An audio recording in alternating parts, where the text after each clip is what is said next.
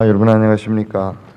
저는 이번 춘천국제물포럼 이틀차 세션 7번에 좌장을 맡게 된 건국대학교 황선진 교수입니다.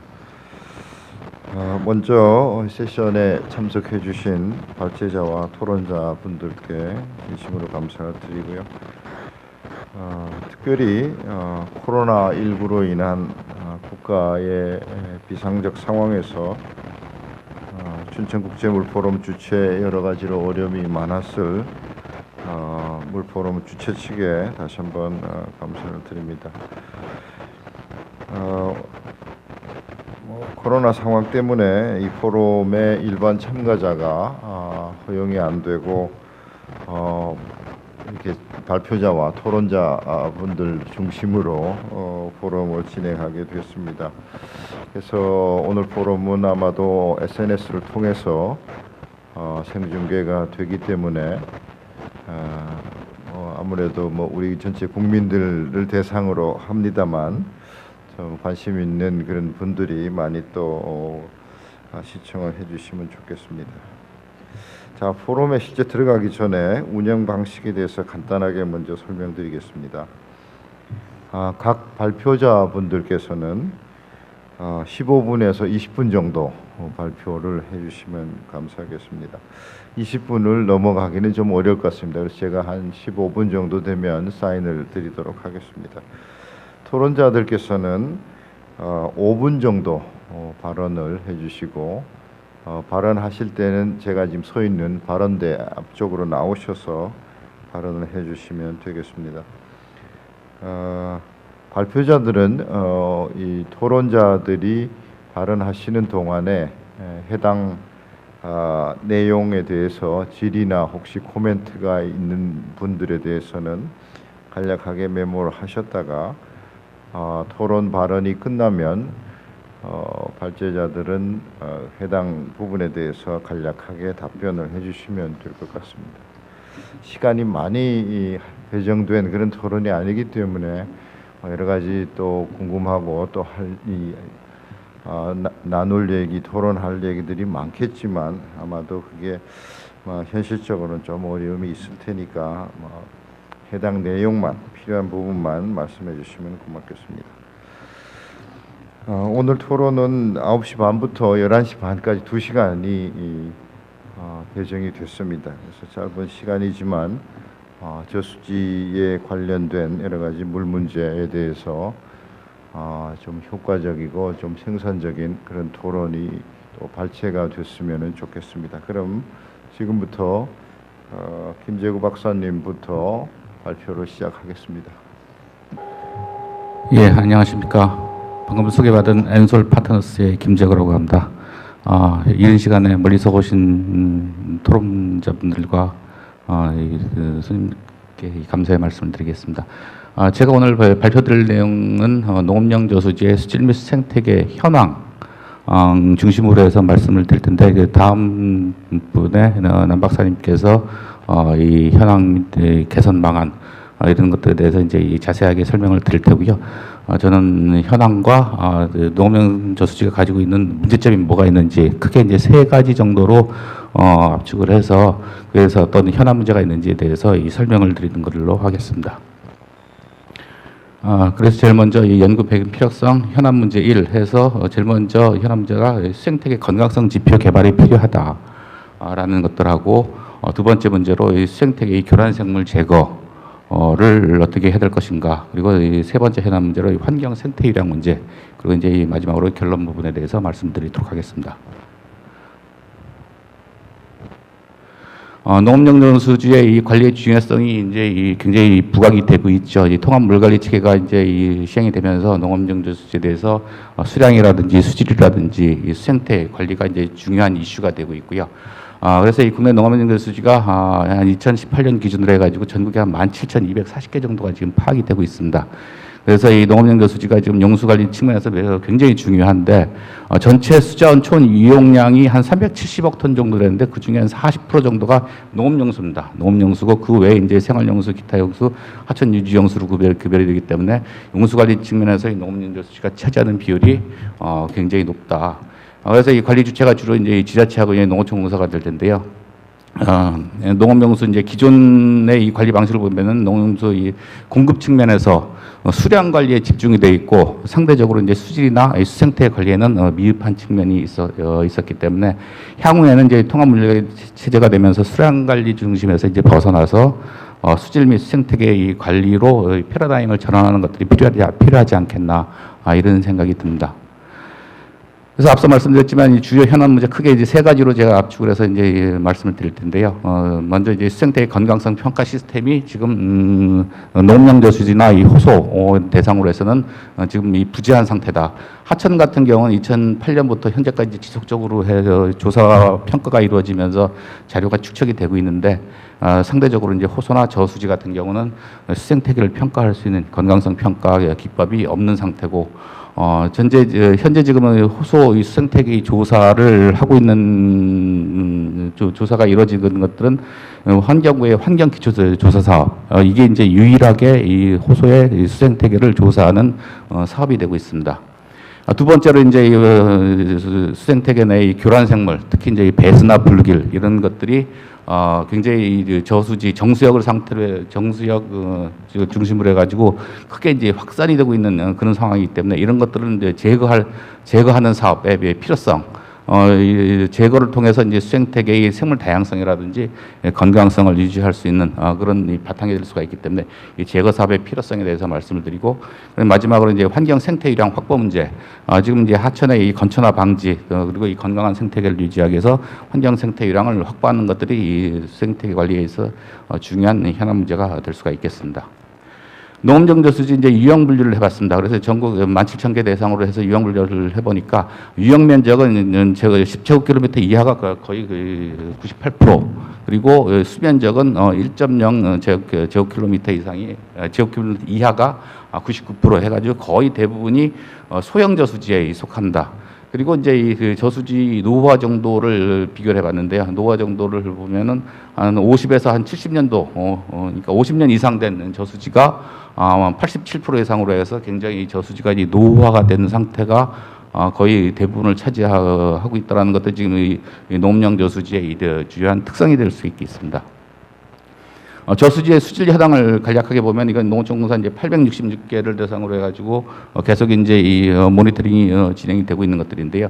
그 수질 등급을 보시게 되면은 굉장히 수질 상태는 양호한 등급입니다. 그러니까 이 3등급 이상 좋은 양호로 이 평가되는 저수지들이 한 81% 그리고 나쁜 분량들이 한 20% 미만 차지를 하고 있습니다.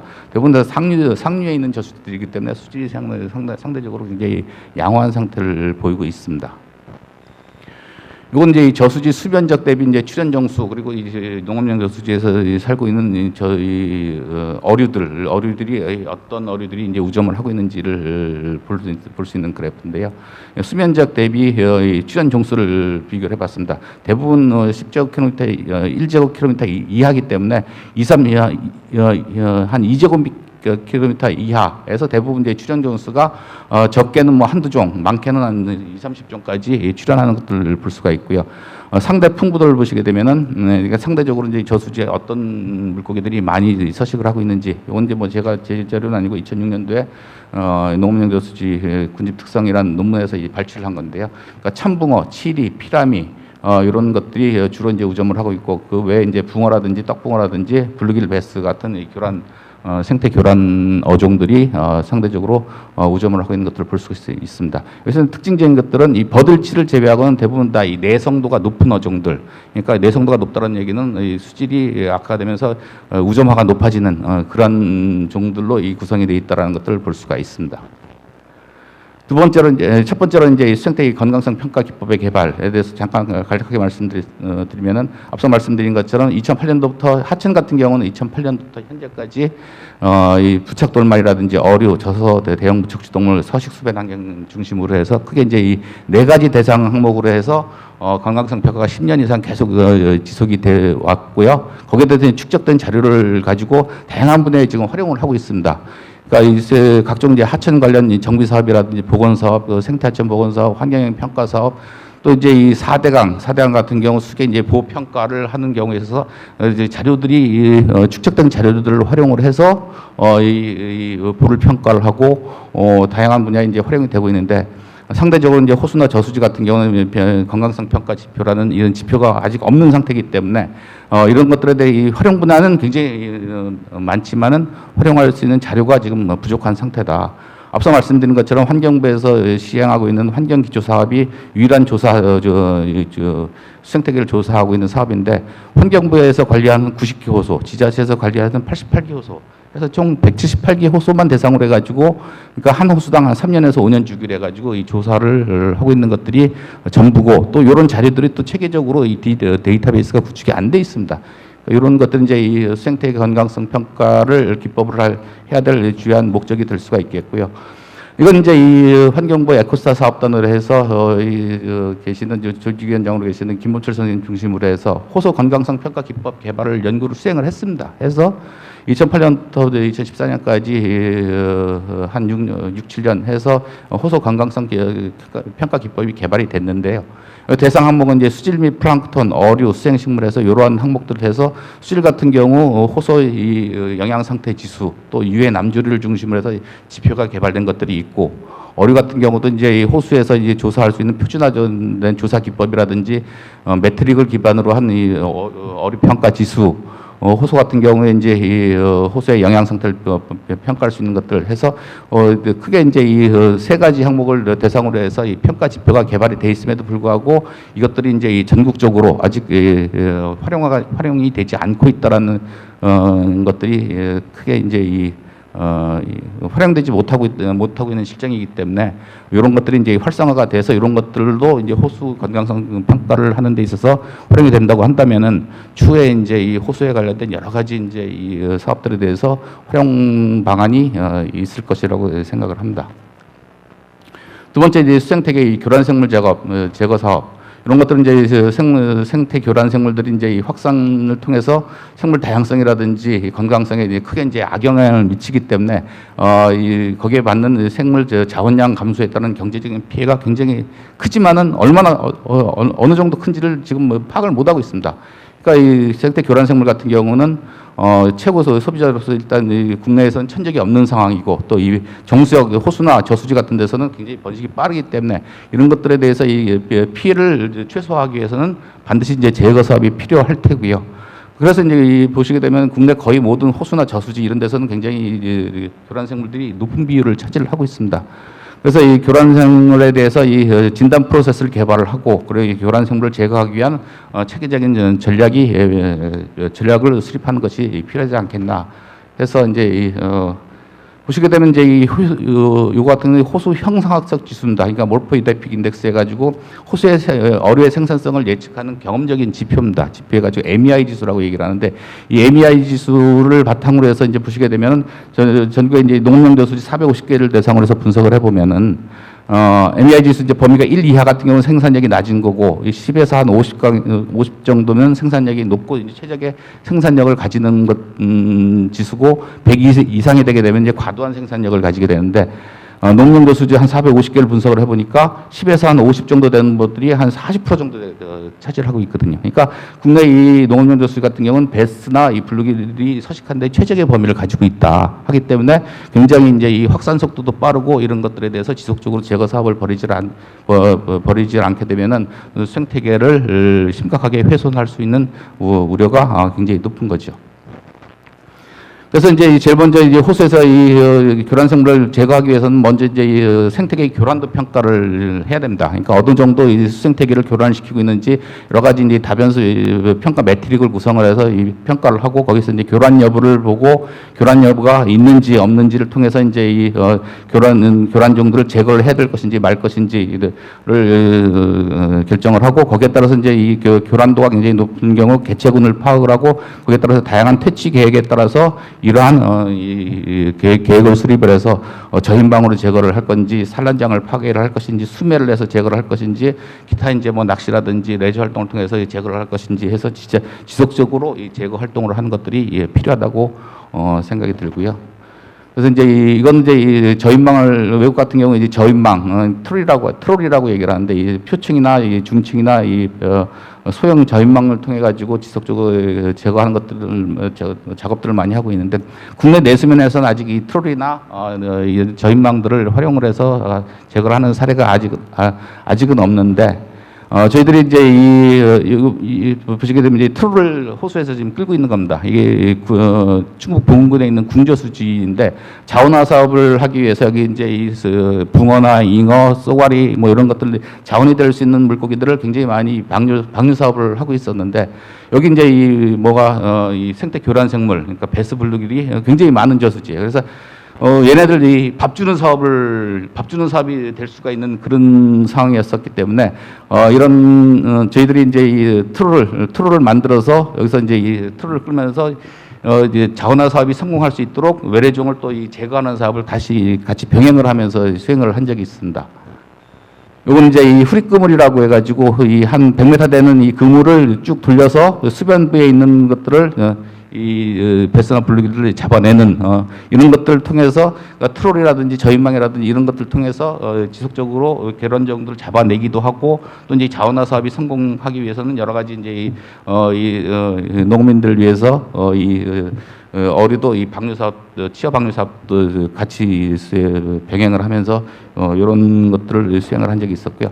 그럼 국내에는 그럼 어떤 베스 제거 사례가 있는지 보시게 되면 굉장히 다양한 방법들이 있습니다. 다양한 방법들이 있는데 이건 이제 마지막에 말씀드리겠지만 이런 것들을 종합해서 이 프로그램화해서 적용시킬 수 있는 방안들을 고려를 하는 것들이 굉장히 필요하지 않겠나 생각을 합니다.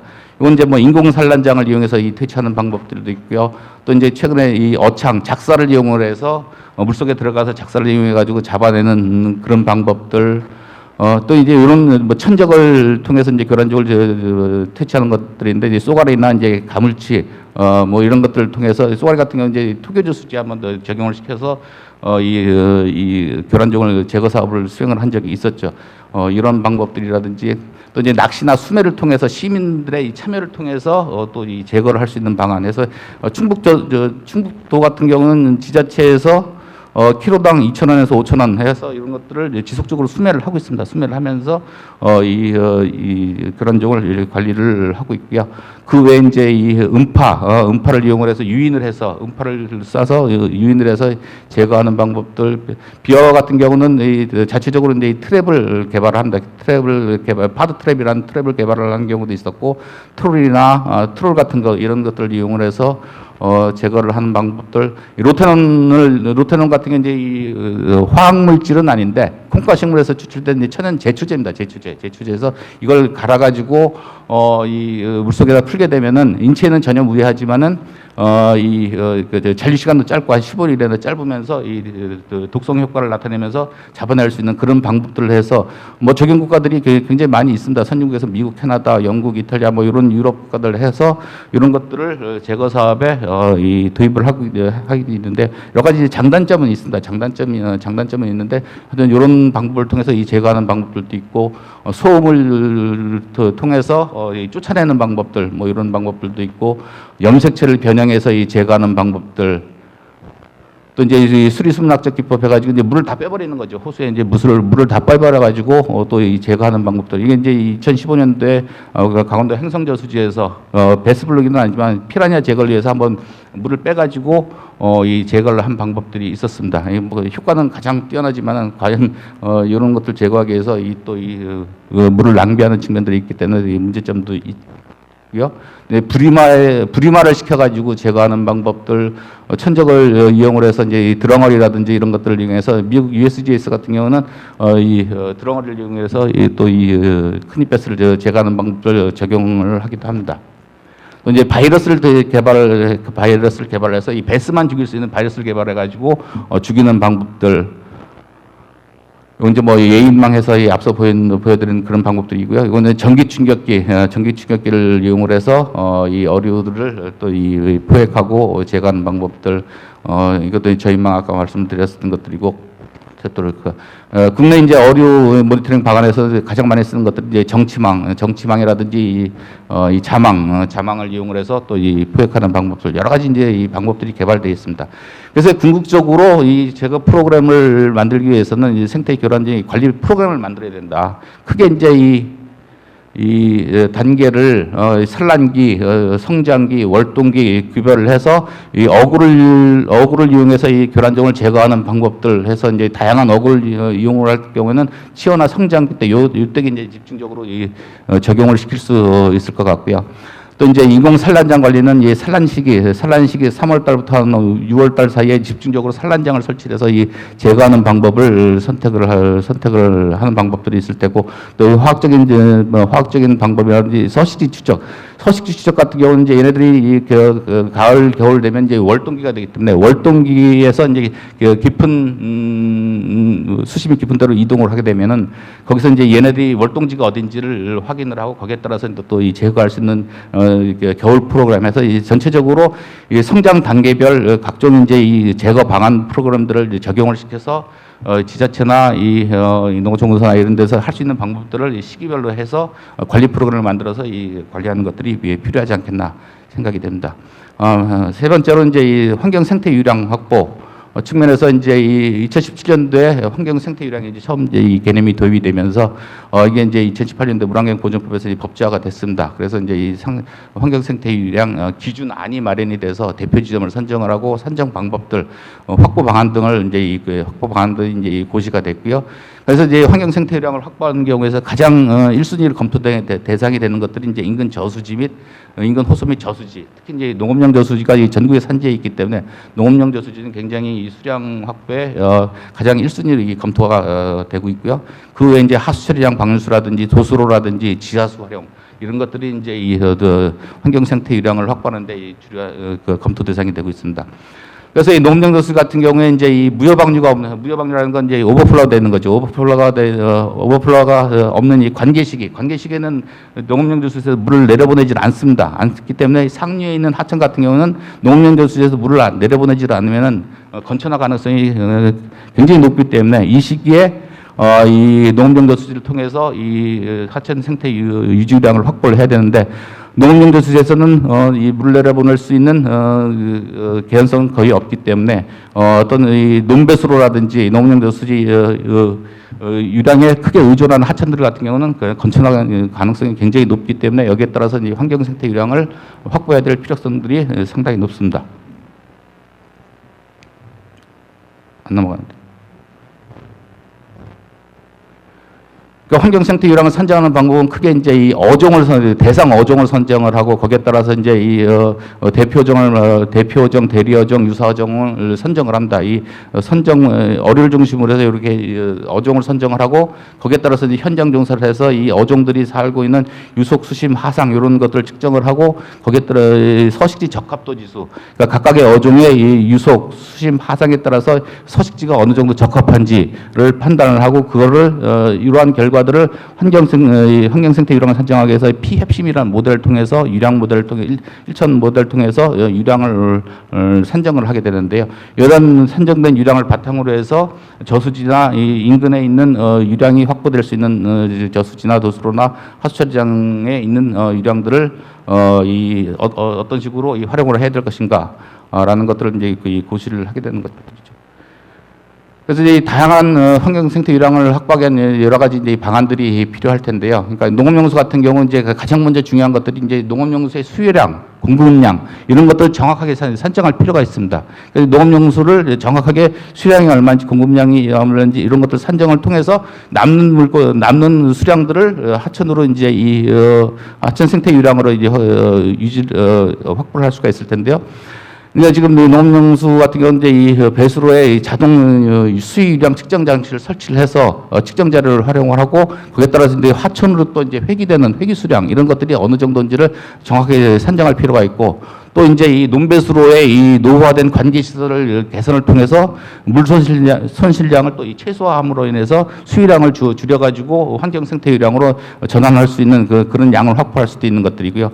또 이제 이 저수지의 수량이 부족한 경우에는 이제 저수지의 이 퇴적부에 이 주기적으로 준설을 한다라든지 준설 통해서 이제 수량을 확보를 하고 또 이제 준설토 거기에 또 문제가 될 수 있는 것들이 준설을 하게 되면 준설토를 이제 어떤 식으로 활용을 할 것인가 이런 것들을 고민을 해야 될 것이고 그 외에 이제 이 저수지 상하류 이제 유수지라든지 둔벙이라든지 이런 것을 통해서 이 수량을 확보를 해서 환경 생태 일환으로 활용하는 것들이 굉장히 필요하지 않겠나 생각이 됩니다. 요거는 이제 그 농업용 수량 확보를 위해서 강원도의 7개 이 사업소에 대해서 이 둔벙 저류지를 설치를 해서 이 농업용수를 대체할 수 있는 수량을 확보한 사례가 될 수가 있겠고 거기에 따라서 이제 용수 확보에 이제 굉장히 긍정적인 사례가 되고 있는 하나의 좋은 사례가 될 수가 있습니다. 예, 결론을 말씀드리게 되면 이제 먼저 이제 농업용 저수지에서 가장 중요한 것들이 평가 시스템이 없기 때문에 평가 시스템을 마련하는 것들이 가장 필요하고 또 이제 생태 교란 생물들 이런 것들에 대해서 지속적으로 제거 사업들을 하는 것들이 필요하고 환경 생태 유량을 확보하기 위해서 여러 가지 수량을 확보하는 문제 이런 것들을 다양한 방안들을 마련하는 것들이 필요하고 여기서 이제 말씀드리지 않았지만 농업용수의 이제 생태 서비스 측면에서 이 가치 평가 를 하기 위해서 이제 여러 가지 직접적인 가치가 있고 공공재로서의 간접적인 가치가 있는데 이런 것들에 대한 식량 자원으로서 생태 용수로서 이런 것들에 대해서 직접적인 가치 평가도 필요하고 공공재로서 이제 이 지역사회 전통문화 균형 발전을 위해서 다양한 측면에서 이 역할을 하고 있다는 것들을 강조하기 위해서 이런 농업용수의 가치 평가의 필요성이 있다라는 것들을 말씀을 드리고 싶습니다. 이상입니다. 네, 김재고 박사님 감사합니다. 자, 농업용 저수지 관련돼서 주제 2번 주제도 또 대상 농업용 저수지에 관련된 내용이라서 전체적으로 같이 또 발제를 들어보시면 또 내용이 또 좀 이해가 원활할 것으로 생각됩니다. 자, 그럼 2번 주제 농업용 저수지 수질 및 수생태 개선 방안에 대해서 농어촌연구원의 남기숙 박사님께서 발표해 주시겠습니다. 네, 안녕하십니까. 저는 농어촌연구원 남기숙입니다. 오늘 제가 발표하고자 하는 주제는 농업용 저수지의 수질 및 수생태 개선 방안에 대한 부분입니다. 앞서 김재구 박사님께서 그 수질 현황에 대해서 문제점과 함께 앞으로의 방향에 대해서 잘 제시를 해주셨는데요. 저는 저희 공사와 그 농식품부와 공사에서 진행하고 있는 여러 가지 정책들 그리고 지금 현재 이루어지고 있는 일들 그리고 또 앞으로 이루어져야 될 일들 해야 될 일들 이런 부분에 대해서 좀 자세히 말씀을 드리고요. 그리고 동시에 그 농어촌연구원에서 이런 일들을 위해서 저희가 어떤 일을 해왔는지에 대해서 간략한 소개를 좀 드리겠습니다. 예, 발표 순서는 다음과 같고요.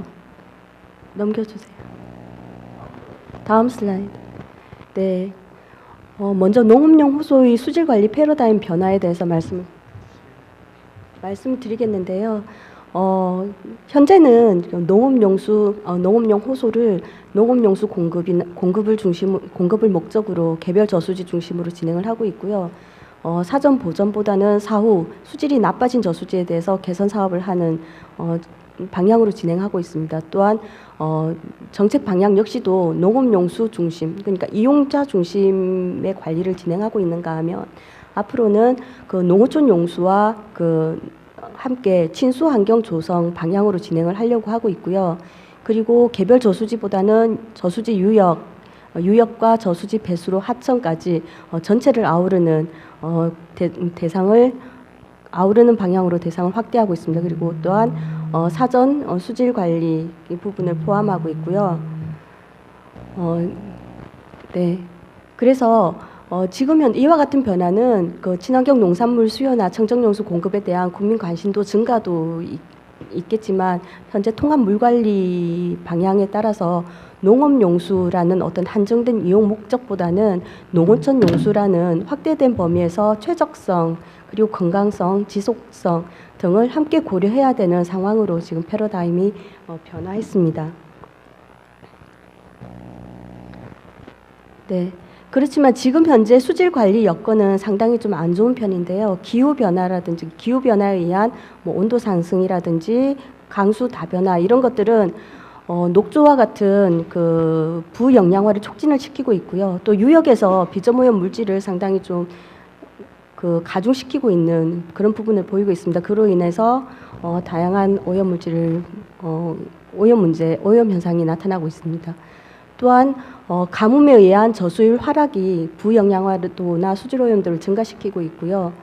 또 호수 기준 자체가 지금 현재 그 농업용수 관리 기준을 4등급으로 진행을 하고 있는데 초과 저수지가 점차 증가하고 있습니다. 현재는 9.8% 거의 한 10% 정도가 수질 개선을 해야 되는 저수지로 지금 나오고 있습니다.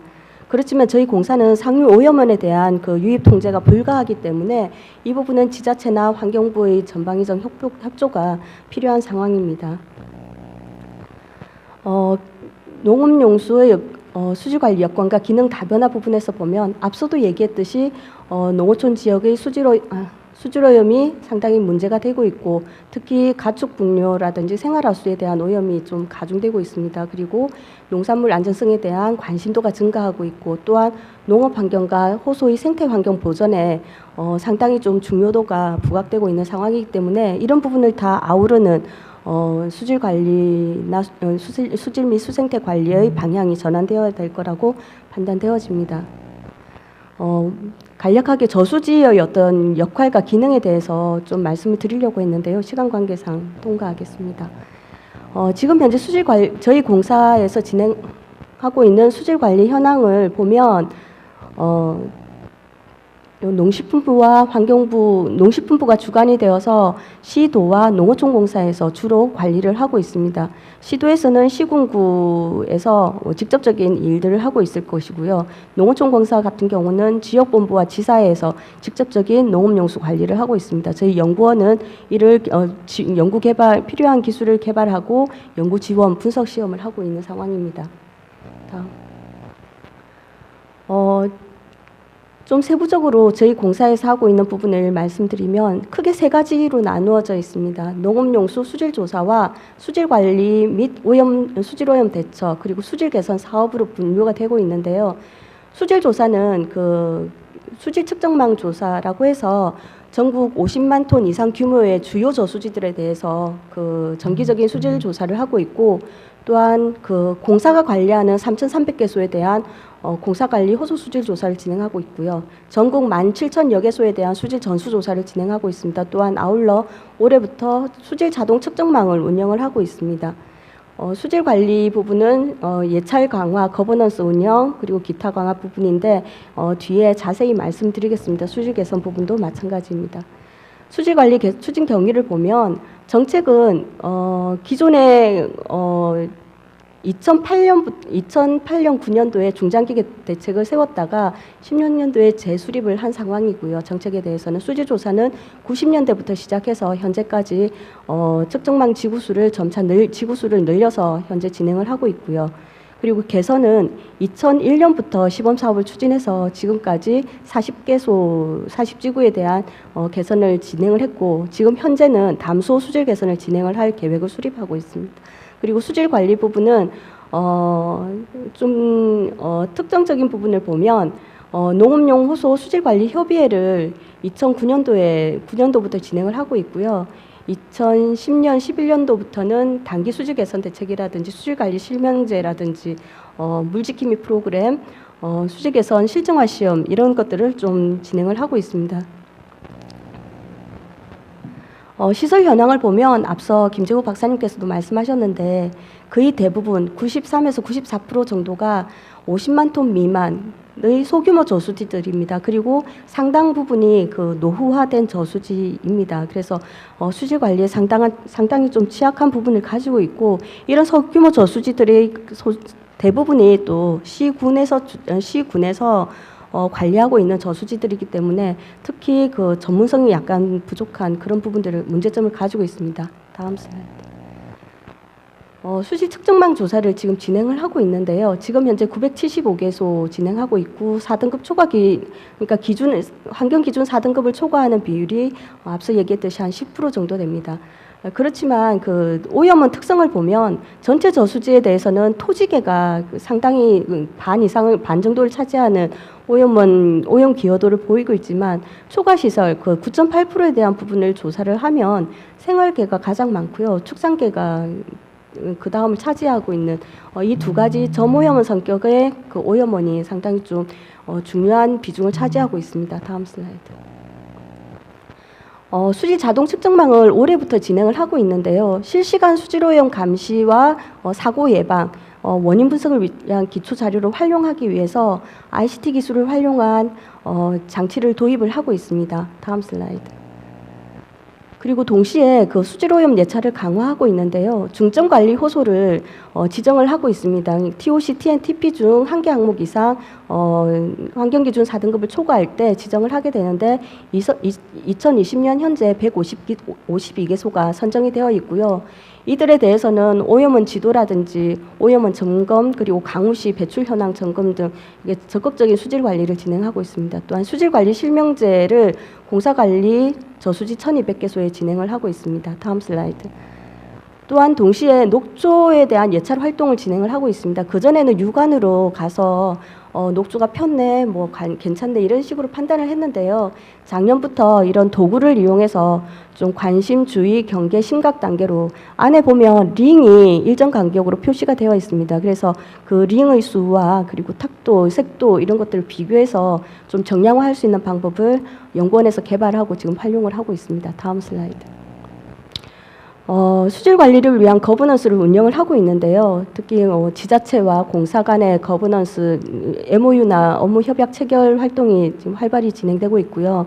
그리고 또한 정부, 지자체, 전문가, 시민단체로 구성되어 있는 수질환경 포럼과 수질환경 보전회 등을 구성해서 유기적으로 활동을 하고 있습니다. 다음 슬라이드. 또한 청소년을 대상으로 사발적 수질 보전 활동 지원을 위해서 미래 물지킴이 육성, 내 고향 물지킴이 육성 프로그램을 운영을 하고 있습니다. 다음 슬라이드. 농업용 저수지 수질 개선 사업은 수질 기준을 초과하는 4등급 기준을 초과하는 저수지에 대해서 수질 청정 용수 공급과 그리고 쾌적한 농촌 환경 보전을 위해서 진행을 하고 있는데요. 인공습지나 오염물질 침강지 같은 친환경 수질 개선 시설을 주로 설치하고 있고요. 상류 오염원과 연계해서 종합 수질 보전 대책을 추진하고 있습니다. 그래서 그 이후에도 수질 개선 효과의 지속성을 확보하기 위해서 사업 모니터링을 진행을 하고 있습니다. 전남 모안에 있는 감돈 저수지를 시작으로 지금 현재 진행하고 있고요. 다음 슬라이드. 지금까지 40지구가 준공이 되었고 한 1,836억 정도가 소요가 되었습니다. 또한 이후에 지금 최근에는 사후 모니터링 단계에서 기존의 수질 개선 효과를 보는 것뿐만 아니고 식생이나 어류 같은 생태계 조사를 통해서 생태계 가치 평가까지도 지금 현재 진행을 하고 있습니다. 다음 슬라이드. KRC 수질 보전 대책은 특정 시기에 오염되는 저수지에 대해서 응지 부상이나 미생물 제재, 물순환 장치와 같은 이런 단기적으로 적용할 수 있는 적용 공법을 투입해서 개선을 도모하는 부분이고요. 다음 슬라이드. 수질 개선 실증화 사업은 공사와 소규모 기업의 상생 협력 기반을 마련하기 위해서 우수한 기술을 발굴하고 현장에 적용을 한 다음에 효과를 검증하는 부분으로 진행을 하고 있습니다. 3월에 공고해서 11월에 평가를 하는 부분으로 올해 한 9개 업체가 지금 참여 중에 있습니다. 다음 슬라이드. 지금까지는 농업용 저수지 수질 개선 사업을 적극적으로 진행을 했다면 이제 내년부터는 농업용 담수호에 대해서 수질 개선 사업을 특히 서남 해안에 있는 소규모 농업용 담수호 같은 경우는 수질 오염이 상당히 좀 심각한 것으로 판단이 되고 있습니다. 그럼에도 불구하고 지금 사각지대에 있었기 때문에 이런 부분에 대한 소규모 담수호를 중심으로 한 수질 개선 사업이 1단계로 진행이 되고요. 2단계에 대해서는 성문호나 남양호, 대호, 간우로 같은 저희가 얘기하는 서남해안 간척 사업에 의한 담수호에 대한 개선 사업을 진행을 할 계획을 가지고 있습니다. 다음 슬라이드. 지금부터는 수질 및 수생태 관리 방향에 대해서 말씀을 드릴 텐데요. 다음 슬라이드. 잠시. 다음. 네. 이 부분은 KRC 뉴딜 프로젝트가 지금 진행되고 있습니다. 그래서 그 부분 중에 환경 분야 전략 보고서 결과를 바탕으로 지금 말씀을 드리려고 합니다. 과거에는 아날로그적인 오염도 측정 체계가 이루어졌다면 이제 앞으로는 ICT 기술을 적용한 오염 모니터링 체계 진행을 하고 또한 그전에는 자연의 훼손이 그 회복 속도를 추월하는 상황이었다면 지금은 건강한 생태계 회복과 기후변화에 대응할 수 있는 방향으로 진행을 하고자 합니다. 또한 농어촌 환경 이용 위주의 정책에서 농어촌 환경의 공익적 기능을 제고해서 생태계 복원과 농업 환경 보존 프로그램 등과 같은 포용적인 그런 그런 방향으로 진행을 하려고 합니다. 다음 슬라이드. 먼저 스마트 환경 관리에 대해서 말씀을 드리면 시간 관계상 간단하게 말씀을 드리겠습니다. 수질 토양 등에 대한 종합적 환경 정보 플랫폼을 구축을 하고 또한 처세 감시 이런 거에 있어서 스마트한 K 방역을 지원하고 또한 비대면 방식의 포스트 코로나 시대 준비를 할 수 있는 통합 시스템 구축 운영에 대한 내용을 포함하고 있습니다. 다음 슬라이드. 두 번째는 그 저탄소 순환 생태계 구축의 에코 환경 관리 부분인데요.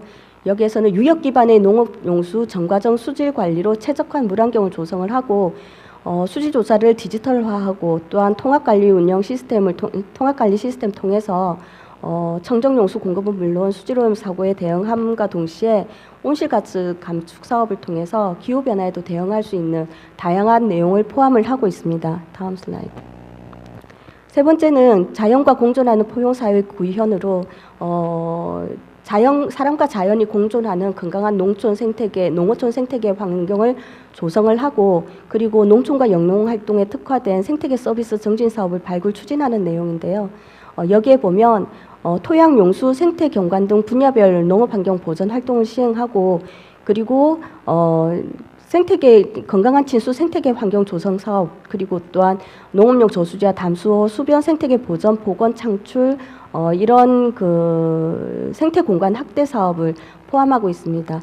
마지막으로 생태 자원 조사를 통한 통합 DB를 구축하고 그리고 생태계 서비스 증진 사업을 발굴 추진하는 부분으로 진행하고 있는데요. 여기는 생태 환경 복원 그리고 생보금 사업을 포함한 그 생태 환경 보전 사업 이런 것들이 포함되어 있습니다. 다음 슬라이드. 이와 같은 방향을 저희 공사에서 이제 계획을 하고 있고요. 지금부터는 저희 연구원에서 그리고 또 공사에서 수질 및 수질 개선 방안으로 지금까지 해왔던 일과 앞으로 이제 할 부분에 대한 좀 구체적인 사례를 말씀드리겠습니다. 다음 슬라이드. 먼저 농업용 저수지를 적정하게 좀 유형 분류하려고 합니다. 그래서 경관 진수형, 생태 보전형, 친환경 농업형, 일반 농업형 이런 식으로 분류를 했는데요.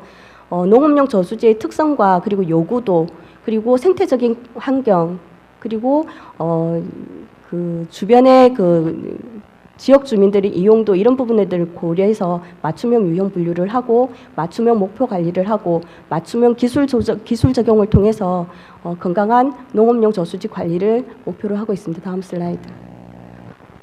유형 분류에 대해서 세부적으로 말씀드리면 인구 밀도와 굴도 환경성 평가 지도 그리고 친환경 농산물 수를 바탕으로 분류를 했습니다. 다음 슬라이드. 그래서 생태 보전형, 경관 친수형, 친환경 농업형과 같이 특별한 용수 요구도가 있는 저수지를 특별 분류해서 여기에 맞는 관리 방향을 제시를 하고 관리 기술을 제시를 했습니다. 다음 슬라이드. 예, 그 세부적인 내용을 좀 구분을 했고요. 특히 관리 목표는 이와 같은 용수 요구도가 있는 저수지의 경우에 환경기준 3등급으로 설정을 했고요. 그 관리 항목에 대해서는 공통적으로 TOC와 그리고 녹조 항목을 포함을 시켰습니다. 그래서 적용 기술 역시도 각각의 경관 친수형, 생태 보전형, 친환경 농업형에 적합한 특성을 고려해서 관리 기술과 관리 기술들을 제안을 했습니다. 다음 슬라이드. 특히 그 공통 항목으로 제시되었던 TOC와 녹조에 대한 관리 기술을 공통적으로 활용할 수 있는 관리 기술을 개발을 했습니다. 그래서 생태적으로 안전하고 그리고 경관 친수적으로 문제가 없는 시설로 오리배 모양을 도입을 했는데요. 이게 저수지에서 오리배는 아주 이질감이 없는 그런 좀 약간 친근한 이미지이기 때문에 오리배를 이용해서 무인 자율 이동 수처리 장치를 개발했습니다. 처리 효율을 보면 COD나 TOC, SS 클로로필 항목에서 상당히 저감되는 효율을 보여주었습니다. 다음 슬라이드. 이 부분은 사전 예방과 사후 관리, 녹조 자원화 부분에 대한 연구원에서 진행한 부분을 순차적으로 말씀드리겠습니다. 다음 슬라이드. 농업용 저수지의 생태적 수질 관리에 있어서 가장 좀 중요한 부분이 생태계 불균형 부분이라고 판단했습니다. 그래서 생산자가 과도하게 발달되어 있고 그 군집이 아주 커져 있고 그리고 이 생산자를 포식하는 1차 소비자가 상당히 축소되어 있는 반면 2차 소비자는 또 비정상적으로 좀 커져 있는 이런 부분들을 보이기 때문에 생산자를 축소할 수 있는 부분과 1차 소비자를 확대할 수 있는 부분 그리고 3차 소비자를 확대해서 2차 소비자를 좀 축소할 수 있는 부분 등을 포함한 먹이 구족 정상화 연구를 진행을 했습니다. 다음 슬라이드. 먼저 천적생물을 이용한 녹조 제어 기술인데요. 생태계에서 가장 강력한 식물 플랑크톤 포식자로 알려진 다프니아를 적용을 했고요. 현장에서 배양할 수 있는 장치를 개발해서 일정한 밀도로 저수지에 살포하는 형태입니다. 그리고 또한 2차 소비자를 포식할 수 있는 육식 어류로 메기 치어를 도입을 했습니다. 그랬을 때 천적생물 제어 효과가 방류 지점을 중심으로 효과적으로 나타나는 걸 알 수 있었고요. 다음 슬라이드. 또한 슬라이드에서는 뺐지만 먹이망 구조 자체도 상당히 좀 안정화되어 가는 것을 일부 볼 수 있었습니다. 두 번째는 그 생산자의 규모를 축소할 수 있는 오염하천 수처리 기술을 개발을 했습니다. 여기는 녹조의 어떤 그 다른 얼굴이 될 수 있는 유용 미세 조류를 활용을 했습니다. 저수지에서 종주를 분리했고 이들을 현장에서 고밀도로 배양할 수 있는 기술을 만들었습니다. 또한 사계절 이용할 수 있는 그래서 그 매우 높은 인질소 처리 효율을 볼 수 있는 고도 처리 기술로 완성을 시켰습니다. 다음 슬라이드. 했을 때 수처리 효과가 인질소 90% 이상 제거되었고요. 회수 기술과 물고기 어류로 자원화하는 기술 개발까지 진행을 했습니다. 다음 슬라이드. 그리고 농업용수 수질 개선 사업 공법을 고도화할 필요가 있었습니다. 인공습지 침강지에 위주로 이루어져 있던 공법들을 다음 슬라이드. 바이오 스톤볼 접촉 산화 장치라든지 여과형 조류 포집 수질 개선 장치라든지 다음 슬라이드. 그리고 또한 인공습지에서 문제가 영양 염료는 상당히 처리가 잘 되고 있습니다. 인질소에 대해서는 그렇지만 그 자체 배경 농도도 있고 그리고 생물학적 공법이기 때문에 최근 그 유입되는 남분해성 유입수에 대한 대처 방안이 좀 안 되고 있습니다. 그래서 인공습지 유입 유출을 비교했을 때 남분해성 물질의 감소가 안 나타나고 이런 것들이 수질 기준을 달성하는 데 좀 문제가 있어서 남분해성 물질을 감소할 수 있는 추가적인 고도 산화 장치를 도입을 했습니다. 그랬을 때 남분해성 물질이 이제 일부 감소되는 것을 확인해서 이런 부분들을 TOC 처리 향상 기술로 개발을 하고 있고요. 그리고 또한 가장 중요한 것이 수질 개선 사업 설계 매뉴얼인데요.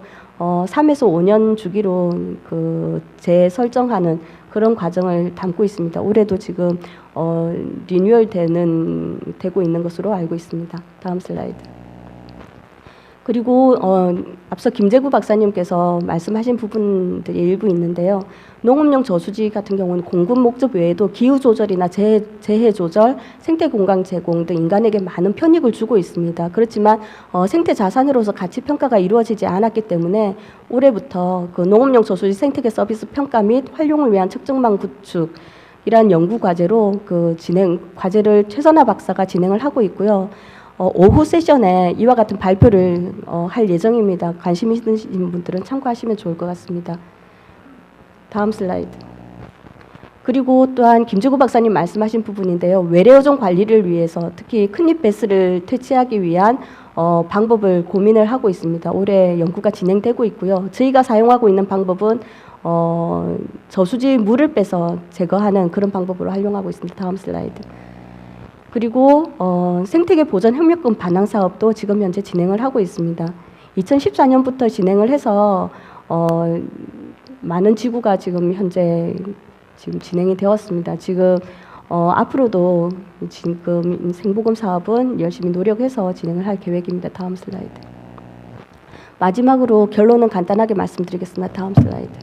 일단 앞서 그린 뉴딜 보고서에 나타나 있던 것처럼 스마트 통합 환경 관리를 통한 비대면 디지털 농업 환경 개척이 필요할 것으로 포함됩니다. 여기에는 수질과 수생태계가 포함되겠지요. 그리고 그린 클린 에코시스템을 갖춘 농어촌으로 탈바꿈하기 위해서 저희는 노력을 할 계획입니다. 특히 수질과 수생태 개선을 위한 공급 배출 전과정을 추진하는 전과정 관리를 추진하는 방안을 무엇보다 좀 중요하게 생각을 하고 있습니다.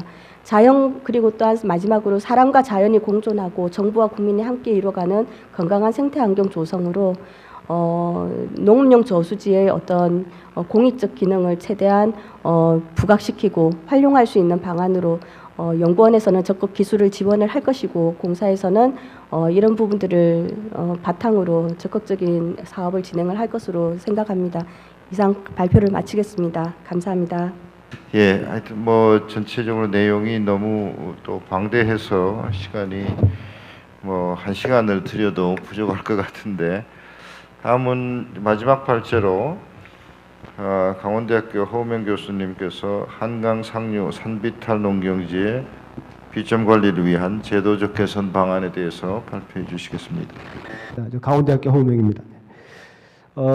그동안에 제가 이제 그 비점 사업 모니터링을 하고 지금도 뭐 이제 광동댐에서 하고 있는데요. 제가 이제 하면서 그동안에 정부에서 한 10여 년 동안에 비점 사업 한 것들이 어떤 문제가 있어서 아직도 흙탕물이 나오고 좀 미흡한가 이런 것들을 보면서 그렇다면은 이제 제도 개선이 필요하지 않을까 이렇게 생각을 해서 준비를 좀 했습니다.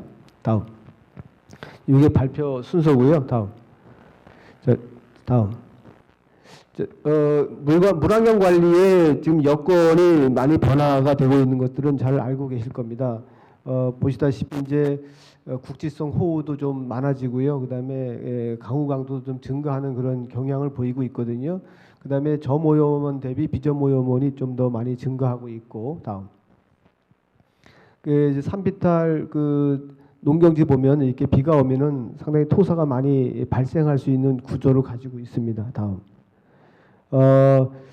여기도 마찬가지로 지금 농경 이후에 또 이렇게 산을 좀 까서 다시 수로도 만들고 뭐 밭도 정리하고 이렇게 하고 있습니다. 그래서 다음.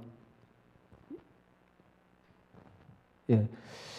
그러다 보니까 이제 비가 오면은 이렇게 상당히 이제 흙탕물이 나오고 결국 호수의 부영양화도 더 유발이 되고 또 이 물이 또 방류되니까 또 하류 지역에 또 문제가 또 생기고 이렇게 반복되는 일이 생기고 있습니다. 다음. 잘 아시겠지만 이제 비가 오면은 결국 SS가 증가하고 또 TP가 증가하는 거 이거는 도화모뿐만 아니라 광동댐도 마찬가지로 뭐 SS가 증가하면 TP가 증가하고 뭐 이렇게 계속 토사 유출로 인해서 많은 양의 비점 오염 물질들이 유출되고 있다. 다음. 산비탈 농경지 이제 비점 관리의 문제점을 이제 좀 지적을 하다 보면 결국 이 문제점이 결국 제도 개선으로 가야 된다는 거죠. 예. 우선 이제 경사도가 크고요. 산비탈이다 보니까 경사장도 길고 그렇습니다. 뭐 연구 논문에 의하면은 이제 이 경사도가 크면 클수록 토사 유출량도 많고 경사장이 길면 또 토사이 많습니다. 요거는 지금 이제 도화모 지역의 그 밭인데요. 50도 이상도 농사를 짓고 있습니다. 예, 굉장히 평균 경사도가 굉장히 높은데도 불구하고 농사를 많이 짓고 있어가지고 이제 광동댐이고요. 산비탈이라는 게 맞습니다. 이쪽 지역이 다. 그다음에 이제 객토도 많이 하고요. 또 낮이 노출 기간도 깁니다. 예, 보통 그 고냉지 농업들이 보통 한 3개월에서 한 4, 5개월이면 거의 끝나고요. 나머지 기간은 대부분 낮이로 남아 있거든요. 이런 부분들도 조금 어떻게 줄여줄 필요가 있고, 그다음에 객토가 계속 뭐 이루어지고 있는 이런 상황이 되겠습니다. 다음. 자, 정리해 보면은 결국은 이제 기후 변화에 따른 흙탕물 발생으로 수생태계가 악화되고 있다. 그다음에 한강 상류 산비탈 농경지의 영향이 이제 크다. 그다음에 그간의 그 비점 관리 지역으로 지정을 해가지고 비점 관리 사업을 했으나 그 효과가 좀 미흡한 부분이 많다. 따라서 이제 원인 규명도 필요하고 지금까지 안 된 그 것들에 대해서는 제도적 보완이 좀 필요하지 않나 이렇게 보고 있습니다. 그래서 이제 발표의 목적은 산비탈 농경지 체계적 비전 관리를 위한 제도적으로 어떻게 개선할 것인가 몇 가지 제안하고자 합니다. 다음. 빗정 관리 개념을 좀 넓게 좀 확대할 필요가 있는데 이 그림은 지금 이제 미국의 그 하천 복원 가이드라인 스트림 코리더 리스토레이션인데요. 이 책에서 그 하천 복원의 어떤 그 기준, 그 스트림 코리도를 어디까지 규정하고 있냐면은 여기 보면은 지금 이렇게 여기까지가 스트림 코리도라고 규정을 했는데 결국 유역 전체입니다, 그죠? 그러니까 수계 하천이나 호수의 수계 전체 유역을 이제 복원 대상으로 갖고 있거든요. 그러니까 우리도 지금 유역 통합 관리 체계로 이제 가고는 있지만 아직도 이제 관리로 들어가 보면은 이제 시군이 각각 또 관리를 하고 있고 뭐 이런 상황이다 보니까 이런 것들이 전체적으로 정말 얼마만큼 그 목표를 달성 위해서 얼마만큼 그 우심 지역들을 관리할 수 있을까 시군이 다 나눠져 있기 때문에 그래서 댐 운영 주체가 빗정 관리 책임을 지고 모니터링도 하고 사업도 하고 관리도 할 수 있는 이런 제도적 보완이 필요하지 않나 생각합니다. 다음. 그동안에 이제 한강 상류 지역의 비전 그 사업들을 보면은 지금 비전 관리 지역으로 지정된 게 2019년 기준으로 보면은 도암댐 유역, 그다음에 소양호는 세 군데입니다. 만대, 가하, 자운지구, 그다음에 골지천 유역, 그다음에 그 송천 중에 대기천이 또 있습니다. 그 대기천 이제 강릉시에 해당이 되는데 이렇게 돼 있고요. 사업비는 2016년까지 돼 있는데 2017년까지 보면 한 1,600억 정도 투자가 됐거든요. 다음. 지금 이제 여기 사업들이 들어가 있고요. 사업은 주로 뭐 여러 가지 뭐 그 식생 수로부터 시작해 가지고 이런 경사지 복원이라든가 뭐 이런 여러 가지 사업들이 들어가 있는데요. 대부분이 이제 발생 원 대책보다는 그 발생 후 대책에 이제 그 중점돼 있다 보니까 효과가 크지 않은 거 아닌가 이 생각을 합니다. 다음. 이게 이제 2017년까지 이제 한 1,600억 정도 투자가 됐고요. 이런 이제 뭐 식생 수로라든가 뭐 여기 경사면 보호 이런 사업들을 쭉 해왔습니다.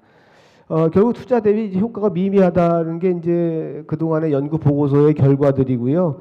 원인이 뭐냐면 관리 지역별 복잡한 토지 이용, 그다음에 산림 개간, 객토 이런 것이 계속해서 이제 일어나다 보니까 한쪽에서는 사업하고 있는데 한쪽에서는 개간하고 있고 또 객토하고 있거든요. 그러니까 엇박자가 나는 거죠. 이런 거에 대한 제도적 보완이 필요하다 이렇게 봅니다. 다음 문제점. 다음. 자, 이 문제점을 이제 문제점을 지적하고 마지막에 제도 보완했는데요. 같이 설명을 하겠습니다. 왜냐하면 문제점이 결국 제도 보완이 될 테니까. 우선 이제 임의 경작지가 상당히 많습니다. 그 임의 경작지를 뭐 무단 경작 이렇게도 표현하는데요. 지금 이제 해안지구 자운 뭐 만대 뭐 소야 도암호 유역 보면은 대부분 한 25%에서 40%가 임의 경작이 되고 있다 이런 얘기죠.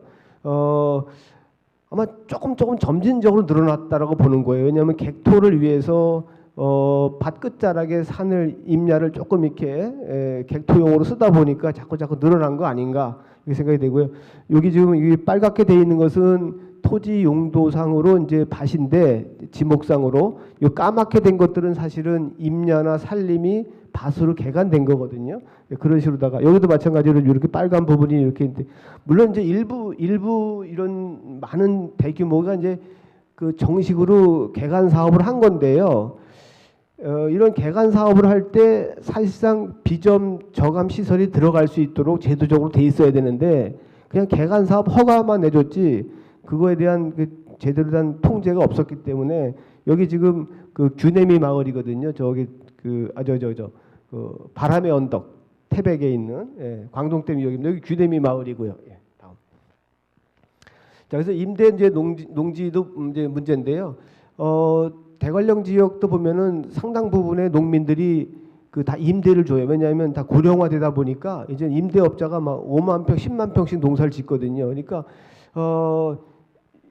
임대업자들은 밭에 대한 그런 관리를 잘 안 해요. 그냥 임대만 딱 해서 수확만 딱 하고 빠지기 때문에 그러다 보니까 이제 문제가 커지고 있는 거죠. 그래서 누가 어디서 어떻게 어떤 농사를 짓는지 잘 모를 정도로다가 굉장히 이제 그 임대업자가 또 타인에게 또 임대 주고 뭐 이런 일도 있거든요. 예, 다음. 근데 이제 무분별한 개발이거든요. 이제 아까 뭐 물론 이제 정식으로 하는 것도 있겠지만은 조금씩 이렇게 자꾸 이제 늘어나고 있는 밭들 또 이런 거에 대한 이제 영양 평가에 대한 부분도 사실 미흡하거든요. 예, 안 되고 있습니다. 그래서 무분별한 대규모 소규모 이제 이런 신규 이제 산림 개간들이 일어나고 있는데 이런 거에 대해서는 좀 통제할 필요도 있고 또 환경 영향 평가를 좀 더 강하게 적용할 필요도 있다 이렇게 보고 있습니다. 예. 그래서 이제 그 주로 이제 뭐 객토용 토사를 확보하기 위해서 하는 일들이 많고요. 그래서 불법으로 산림을 훼손하게 되는데 불법 개간 근절이 좀 필요하지 않나 생각이 되고 이게 토속 채취 허가도 좀 적어도 비점 관리 지역으로 있는 지역에 대해서는 좀 제한할 필요가 있다 이렇게 생각합니다. 다음. 그다음에 이제 산발적으로 이제 소규모 소장농이 있는데 소장농 같은 경우는 뭐 비점 관리 의무가 없기 때문에 조금 더 이제 적극적으로 지원할 필요가 있다. 그래서 소장농인 경우에는 좀 그 수계 기금을 활용해 갖고 적극적으로 지원해서 우리가 좀 막는다면 좋지 않겠나. 제가 그 얼마 전에 광동댐 유형 농민들 대상으로 설문을 해봤더니요. 그 산비탈 경작하면서 비점 오염 방지 시설이 필요하다고 저는 생각해요. 많은 부분들이 한 70% 가까이 생각을 하는데 그러면 이제 참여하겠냐고 하면은 뭐 좀 지원도 해주고 하면은 합치면 한 80%는 할 의사가 있습니다. 그러니까 소장농들 좀 지원해 줘가지고 이렇게 하면은 충분히 줄일 수 있다. 다음. 그다음에 이제 지금까지 해놓은 것들 보면은 이제 이렇게 수로와 밭 사이가 약간 그 경사가 있으면요. 이게 수로가 좀 높으면은 물은 다 밑으로 빠져버려요. 수로 밑으로 들어가요. 그래가지고 수로가 더 주저앉아. 깨지는 거죠. 그다음에 자꾸 객토를 하니까 또 흙이 넘쳐가지고 또 이것도 관리가 안 돼요. 또 다음. 그다음에 이제 일부는 식생 수로도 많이 만들었어요. 왜냐하면 이 밭에서 나오는 이런 밭고랑의 물이 일리 흐르라고 했는데 여기다가 이제 뭘 했냐면은 그 매트로다가 이렇게 밭둑을 만들었어요. 이게 딱딱하잖아, 그죠? 토양은 소프트하고 그러니까 물이 오다가 일리 못 넘어가고 새로 물기 또 생겨. 수로가 두 개야, 수로가 두 개. 이렇게 생긴단 말이죠. 또 다음. 그다음에 사면 보호를 많이 해요. 이제 여기는 자꾸 이제 까먹은 거예요. 쉽게 얘기하면 자꾸 토사를 채취해가지고 밭에다가 이렇게 객토할 건데 여기를 이제 식생수로 만들어주고 이쪽을 사면을 복원을 했는데 이게 부직포로 붙여놓으니까 한겨울 지나면 얼어서 다 녹아내려요. 다 녹아내려. 예. 제대로다가 이게 복원이 안 됐다는 얘기죠. 다음. 자, 그래서 이제 제도적으로 이렇게 보완할 필요가 있다. 농가 등록제도 의무화하고 대규모 신규 개간도 제한하고 또 원인자에 대한 책임도 강화할 필요가 있다. 또 소규모 생계형 농지에 대해서는 적극적으로 지원해서 빗정을 막자. 환경영향평가의 저감 시설을 좀 더 의무적으로 반영할 수 있도록 하자. 그다음에 빗정관리 소유역 단위 현장 관리 조직도 좀 새롭게 구축하자. 이런 차원으로 5가지 제안했습니다. 다음. 간략하게 설명드리겠습니다. 예. 그래서 이제 임의경작지는 아까 말씀드린 대로 조금 제도적으로 보완할 필요가 있는 게 많습니다. 왜냐하면은 지금 뭐 국공유지도 이제 뭐 임대를 주기도 하고 하지만은 사유지 같은 게 또 더 문제가 더 많이 있고요. 그래서 국공유지 같은 경우는 조금 또 사용료를 또 확대할 필요가 있다 하는 것이고 사유지는 단속하고 자 그렇게 해야만 우리가 또 이제 이런 것들을 통해서 뭐냐면 하위 법령이나 이제 임대 조건에 그 임대를 해주되 어떤 이제 식생 완충대를 좀 설치하도록 좀 의무화하면은 좀 줄일 수 있지 않을까 생각합니다. 자, 이게 이제 임의 경작지입니다. 이제 물환경보전법 제 59조가 여기 나와 있는데요. 여기서 비전관리 기초자료 확보가 좀 조항을 신설하면 어떻겠는가 하는 부분인데요. 물론 이제 강원도도 그렇고 이제 강원연구원에서도 이런 자료들이 나왔기 때문에 이게 이제 비점 오염 이게 이제 그 물환경 보전법 59조에 요만큼을 추가하자는 거거든요. 그래서 정부는 비점 오염 관리 지역에 대한 경작지별 면적, 경사도 등에 대한 좀 자료를 확보하고 비점 오염 관리 지역 내에 고냉지 경작자는 해당 시군에 그런 내용들을 좀 농가 등록을 좀 할 필요가 있다. 의무적으로 시키자는 거죠. 그다음에 이제 그 농어촌 정비법 제 13조가 여기 나와 있는데요. 여기면 이제 비정관리 지역 내에서 개간을 좀 더 제한하자 하는 겁니다. 그래서 여기까지 뭐 관련된 조치를 할 수 있다는데 여기는 할 수 있으나 요만큼만 추가하자는 거죠. 비점 오염 관리 지역은 제외하자 이런 것만 추가하자는 얘기. 다음. 그다음에 이제 환경영향평가법도 이제 이 대규모 신규 사업 같은 경우에 그 지금 뭐 대규모, 소규모 그다음에 시도 조례가 있는데요. 여기 그 소규모에다가 요만큼만 추가하자는 거죠.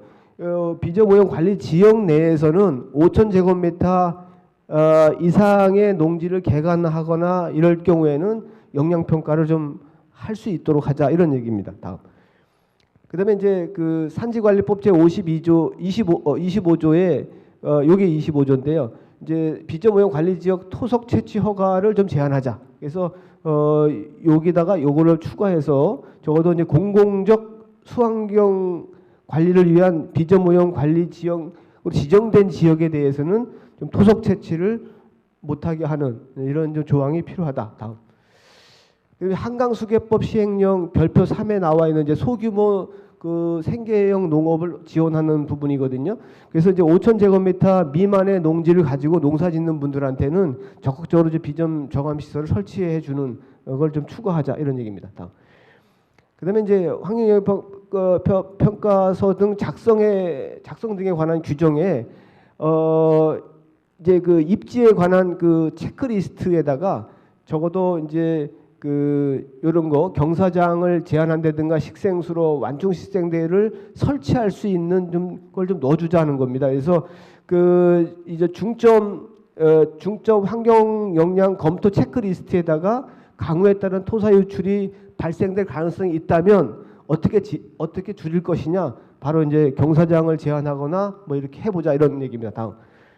그래서 이제 경사장 제한 같은 경우는 뭐 일본도 있더라고요. 그래서 밭 위에다가 이렇게 수로를 놔서 물을 제한 이제 밭으로 들어가지 않게 하고 40m 이하마다 끊어서 이제 밭에서부터 발생되는 유속을 줄여서 토사 유출을 막겠다. 다음.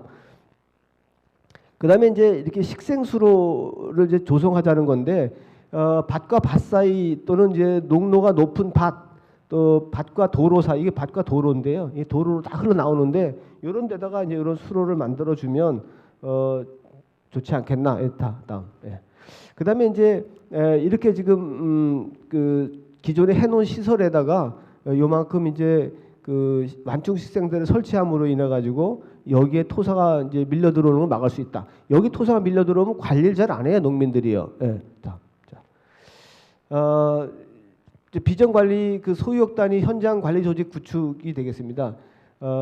이게 마지막 물환경 보전법에 이제 비전 관리 그 센터 설치 부분이거든요. 현재 이제 원주 환경청 내에 비전 관리 그 연구 지원 센터가 있거든요. 그러면 거기다가 이제 요만큼을 추가해 가지고 뭐냐면 현재 있는 원주청에서 운영하는 환경 관리 그 비전 관리 센터에서는 뭐 댐 관리자별 사업 계획 검토라든가 예산을 확보하는 그 일을 하고 댐 관리자 각각의 뭐 소양강 댐, 뭐 광동 댐, 도암 댐, 뭐 등등 충주 댐 이런 댐 관리자들은 비점 관리 지역 센터를 이제 각각 비점 오염 관리 센터를 설치해 가지고 사업 계획 수립이라든가 그다음에 지역 주민들하고 또 합의를 통해서 어떤 사업을 할 것인가 뭐 이런 것들을 해줌으로 인해서 효과적으로 비점이 관리되지 않겠나, 흙탕물이 좀 줄지 않겠나 이런 생각을 하고 있습니다. 이상입니다. 자, 이렇게 해서 세 분의 발표를 들어봤습니다. 다음으로는 이제 토론자들께서 토론을 시작할 텐데 장례 정리나 토론장 정리를 위해서 5분간 휴식하고 50분에 다시 재개하도록 하겠습니다.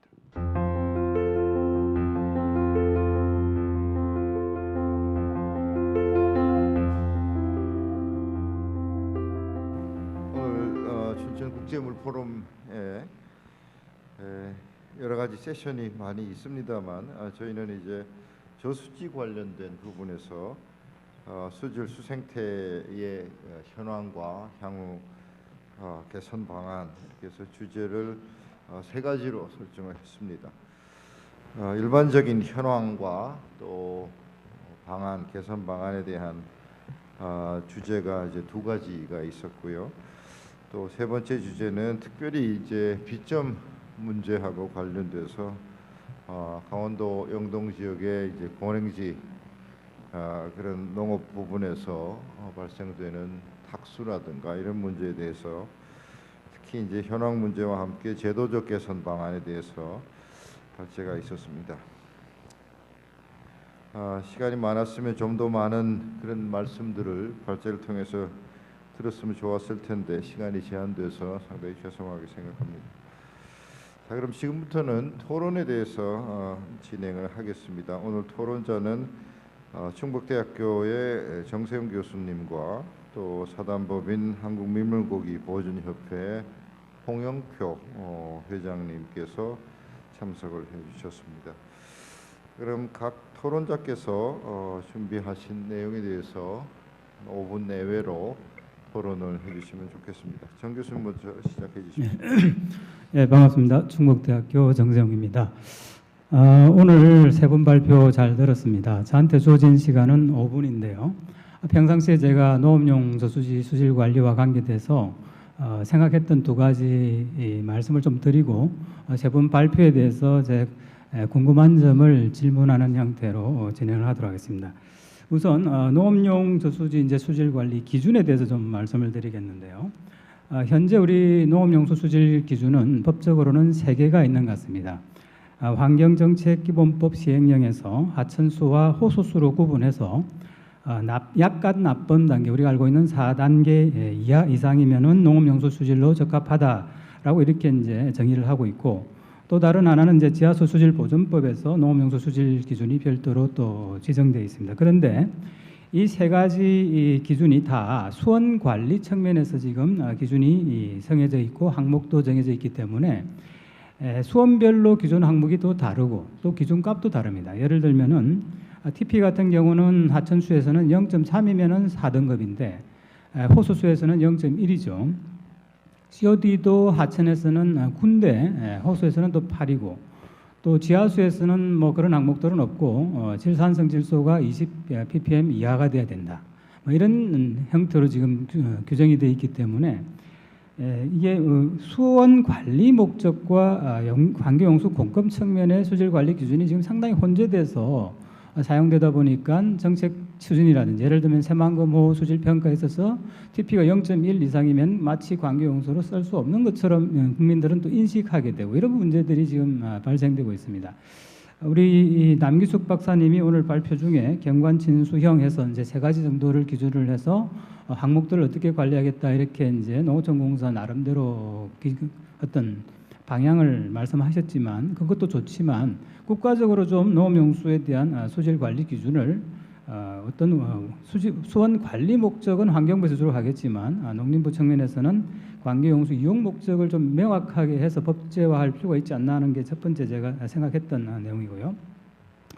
두 번째는 농업용 저수지 지금 수질이 대체적으로 좋다고 말씀하셨는데 한 10% 정도는 아직도 4등급 이하를 지금 유지하고 있는데, 그러려면 이제 앞으로 개선을 하려면은 수질 오염에 대한 원인 평가를 정확하게 해야 될 텐데, 제가 여러 가지 이제 농업용 저수지 과제에 관련돼서도 해보고 이제 이렇게 자문을 좀 하다 보면은 농업용 저수지는 제일 큰 문제 중에 하나가 자료가 부족해요. 많은 일들을 지금 하고 계시지만 기초 자료가 없는 상태에서 그런 일들이 과연 가능할까 하는 의구심을 갖게 됩니다. 예를 들면은 저수지 지형 자료도 제대로 없기 때문에 저희가 모델링을 할 때도 직접 측정을 해야 되는 그런 일들이 많이 있었고요. 유입량도 모르고 유출량도 모릅니다. 유량을 모르는데 또 유입 수질도 측정을 잘 안 하죠. 그러다 보니까 부하량이 어떤 특성을 가지고 들어오는지를 모르는 상태입니다.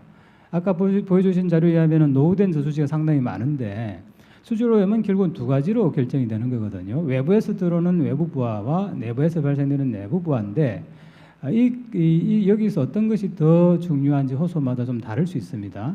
저희가 DO를 측정해 보면은 상당 기간 동안 하층의 DO가 고갈되는 현상을 관찰을 하거든요. 수심이 비록 낮더라도 그 말은 이제 오래된 노화 저수지들은 내부 부하도 상당히 클 수 있는데 그런 평가를 할 수 있는 기초 자료가 없이 수질 대책을 이래저렇게 투자를 한다는 것은 상당히 좀 위험성도 있고 낭비의 요소도 있다고 생각이 됩니다. 적어도 4등급 초과하는 우심 저수지 한 10%에 대해서는 이런 기초 자료를 좀 시급히 확보해 주시는 것이 더 시급하다라고 저는 좀 생각이 되고요.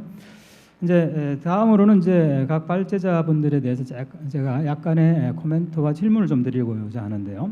김재구 박사님 말씀 중에 농업용 저수지 수생태 건강성 평가 시스템이 필요하다는 게 이제 첫 번째로 제시하셨는데 저도 공감을 합니다. 하천은 그 시스템이 있지만 우리나라의 저수지 이제 호수와 저수지를 이제 말씀하셨고 또 농업용 저수지를 특별히 구분하셨는데 그게 과연 구분이 필요한가라는 것을 일단 먼저 좀 질문을 드리고 우리나라는 인공 저수지가 대부분이잖아요. 자연 호수가 좀 없기 때문에 자연 호수하고 인공 저수지의 차이는 이제 수위 변화가 심하다는 거하고 또 유량에 의한 어떤 부하가 상당히 크게 나타난다는 것이 이제 좀 차이점일 수 있는데 과연 우리나라 저수지에 적합한 그 수생태 건강성 평가 지표는 어떤 것들이 있는지 아까 에코스타인가 과제에서 수질 및 식물 플랑크톤, 어류, 생식물을 제시하셨는데 이것이 현실적으로 우리 저수지에 맞는 것인지 제가 하나 더 추천을 드린다면은 빈산소, 하이폭시아가 우리 저수지에 상당히 중요한 문제가 될 수 있는데 이게 수생태계 바로 건강성에 직결된 문제라고 저는 생각이 되는데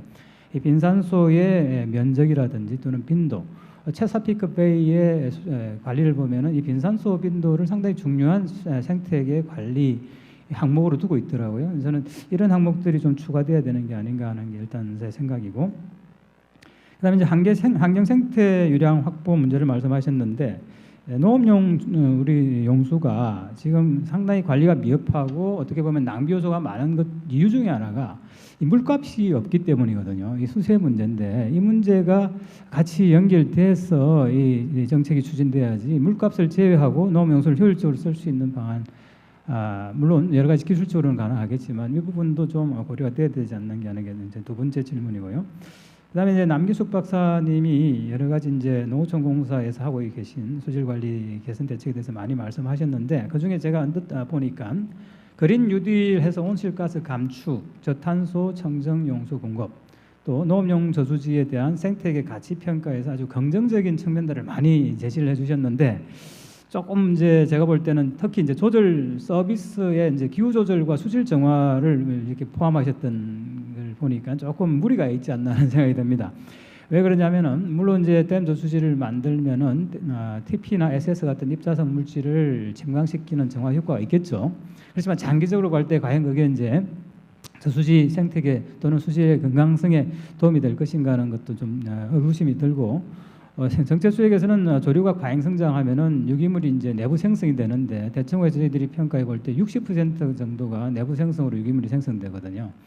그러면 수질 정화라고 과연 말을 하기가 좀 민망하지 않을까 하는 생각이 들고 저희들이 연구하는 최근 연구에 저수지 이산화탄소 배출 연구를 지금 한 4년째 하고 있는데 올해는 농업용 저수지도 좀 포함해서 이제 조사를 했는데 대기 중에 우리가 이산화탄소 농도가 한 380 ppm 정도 부분압으로 볼 때 그렇게 해야 되면은 저수지 내는 지금 측정해 보면은 2,000, 3,000 그게 10배 정도 높은 과부하 상태를 보이고 있거든요. 저희들이 메탄은 측정하지 않았지만 메탄도 아마 비슷할 겁니다.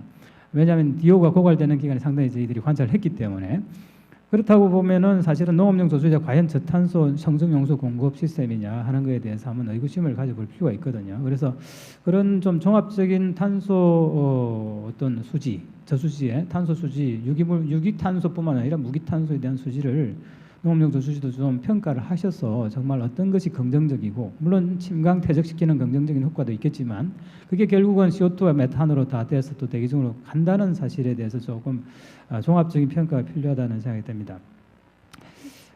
그리고 이제 농업용 수질 관리 목표 4등급 이상의 오염원이 생활하수가 45.8%, 축산이 35.4% 또는 토지가 17.7%라고 하셨는데 이 데이터가 어떻게 나왔는지 조금 추가적인 설명이 좀 필요할 것 같습니다. 제가 생각할 때 생활용수가 너무 많은 비중을 차지하고 있는 것 같습니다. 그렇다면 뭐 이거는 금방 해결할 수 있는 문제처럼 보이는데 제가 볼 때는 강우시 정말 부과되는 것이 간과되고 비점 오염에 대한 기여가 좀 간과되지 않았는가 생각이 되고요. 그다음에 이제 허우명 박사 교수님 발표 중에 제가 깜짝 놀랐는데 그동안 많은 투자를 하고 있지만 개선이 안 되는 이유를 이제 좀 알게 되었습니다. 특히 이제 비탈지에서 50% 이상 되는 경사도에서도 지금 농사를 하고 있다는 사실 자체가 상당히 경악스러울 정도인데요.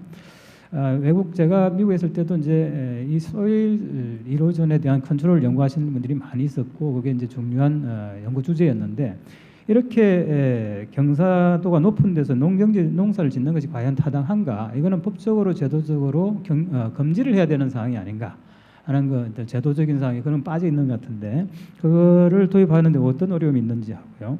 그다음에 토양 침식을 방지하기 위해서는 파종 전까지 수확을 하고 나서 파종 전까지 미국에서 이제 많이 도입했던 것 중에 하나가 노틸리지 무경운인데 무경운이 돼야 그 기간에 토양 침식을 좀 막아줄 수 있지 않을까 하는 생각이 들고요. 탁수 문제, 흙탕물 문제인데 결국은 토양 침식 제어하는 것이 상당히 중요하지만 탁수가 장기간 지속되는 것이 지금 문제거든요. 그러니까 물속에서 가라앉지 않는 작은 입자들, 20마이크로 미만의 입자들이 상당히 문제이기 때문에 우리가 토양 침식을 많이 제어한다 하더라도 객토나 이런 것들이 건절되지 않는다면은 상당히 조절하기 좀 힘들지 않을까. 그래서 좀 밀입자들, 20마이크로 미만의 이런 입자에 좀 집중해서 관리를 하는 정책들을 도모하는 것이 필요하다 이런 생각이 듭니다. 이상입니다. 15분 정도. 그래서 네 번째 발표를 하시는가? 뭐 이것저것 궁금한 게 많으실 텐데 사실 이 시간도 15분도 뭐 짧을 텐데요. 저희가 워낙 시간 제한이 돼 있어서 좀 아쉬운 부분이 많습니다. 다음 뭐 혹시라도 제 자년도부터 물포럼 할 때는 조금 이런 시간을 좀 늘려주시면 좋을 것 같습니다. 다음은 우리 홍 회장님 토론을 들어보겠습니다.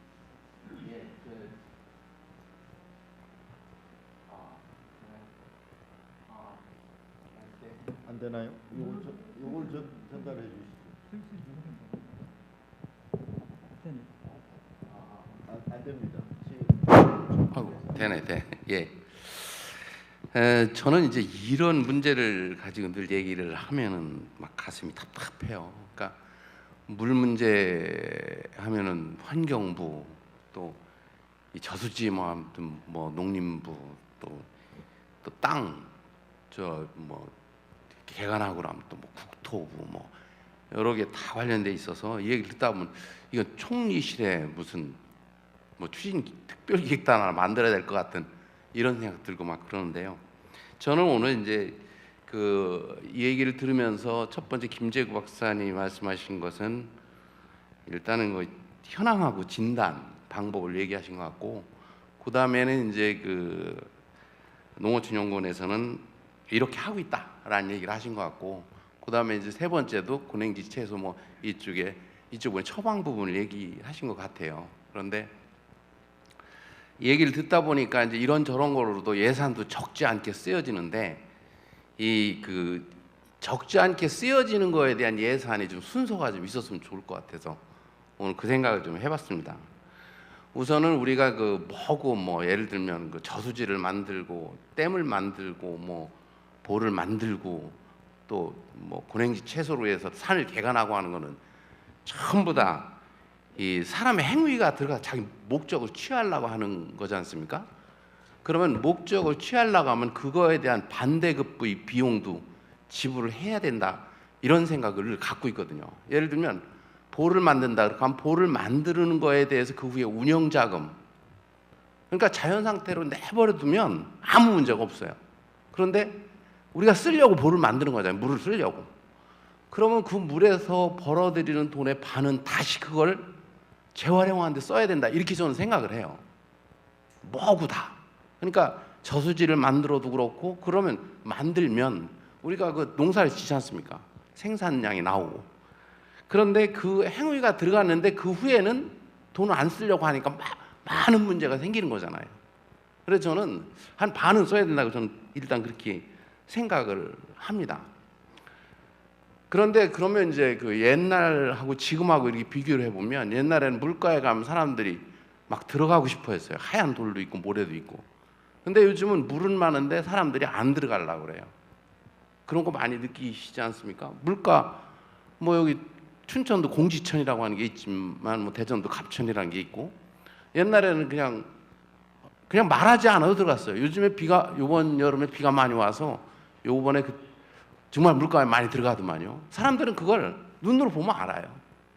다 알아요, 다. 저 물이 더럽다 안 더럽다. 왜? 물에 들어가 만져보면 끈적거리거든요.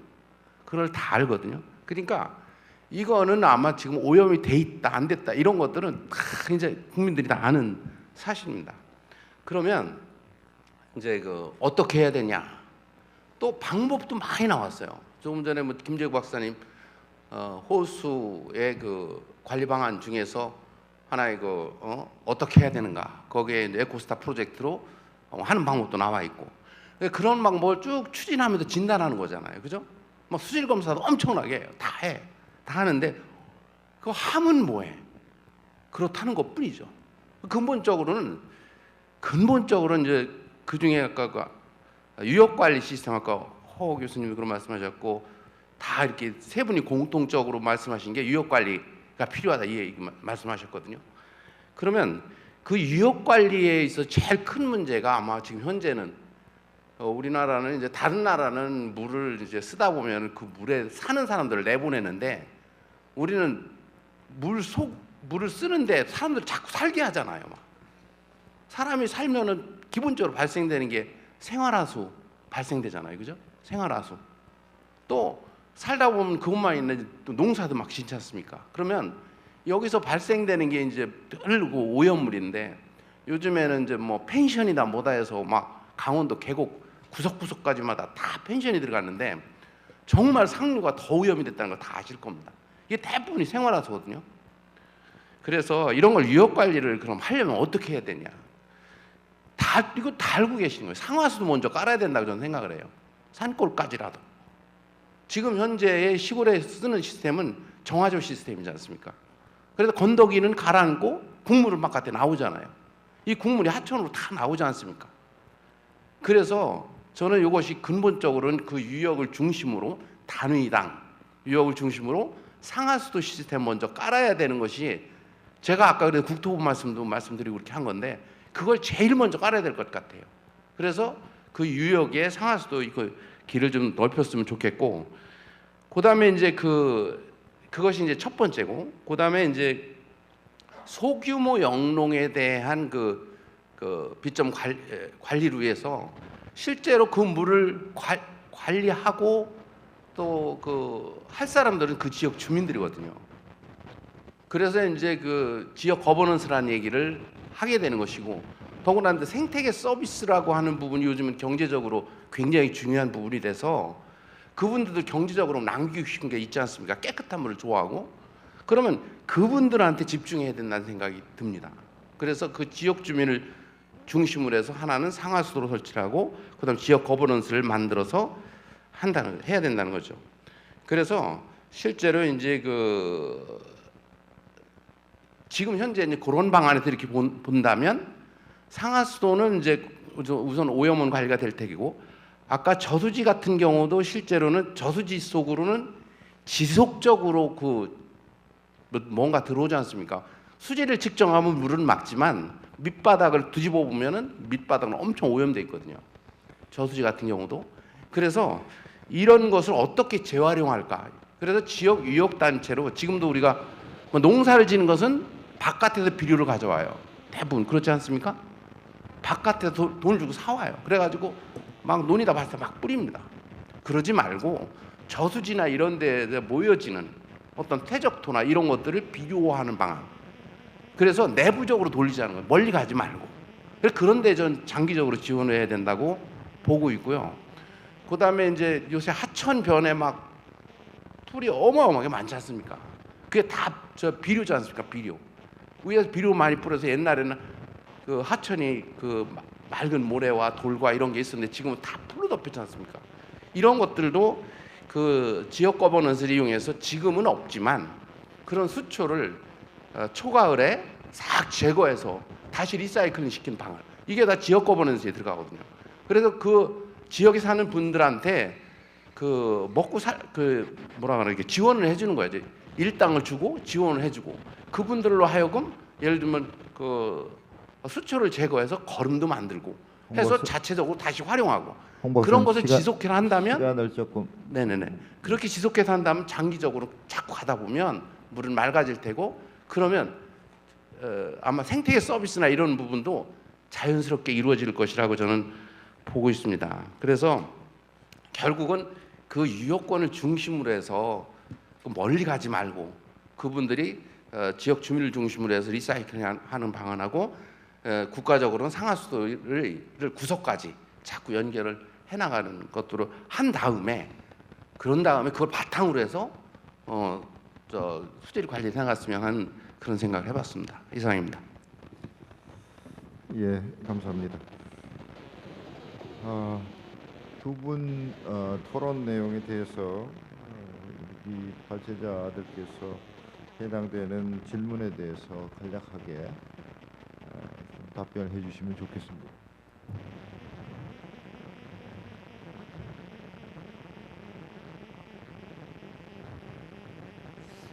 한 분당 답변은 가능한 5분 이내에 좀 해주시면 고맙겠습니다.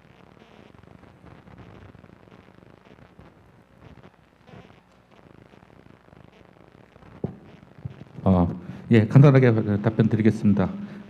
예. 먼저 정세현 교수님께서 두 가지 정도 저한테 질문 주셨는데요.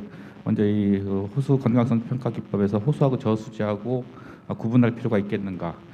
구분할 필요는 없습니다. 구분할 필요는 없고 그때 코스타 이쪽에서 이 생태 건강성 평가 이 기법을 만들 때 호수 유형으로 구분을 했었고 그때 이제 이 호수의 규모라든지 호수 수변의 경사도라든지 뭐 수초라든지 수초의 유무라든지 수생식물 이런 것들 여러 가지 기준을 가지고 유형을 구분을 해서 전국에 이제 호수를 대상으로 해서 이제 유형으로 나누고 거기서 이제 대표 선수들을 뽑아서 그걸 대상으로 해서 저희들이 제가 아니고 하여튼 여기 조직위원장인 김범철 선생님께서 총괄을 하시면서 지수를 만들었었던 것들이기 때문에 구별은 없습니다. 구별이 없고.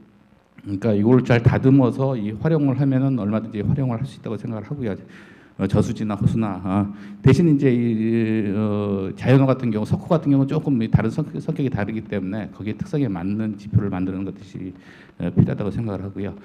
빈산소 면적 같은 경우도 굉장히 중요한 측면들이 있습니다. 생태계를 측면에서 중요한 측면들이 있기 때문에 빈산소 측면 지금 이게 지수가 만들어졌던 게 한 10년 전 것들이기 때문에 추가적으로 이런 것들은 얼마든지 지표화 시킨다고 한다면은 반영을 시켜서 이 농업용 저수지의 특성에 맞는 지표를 만들 수 있다고 생각을 하고요.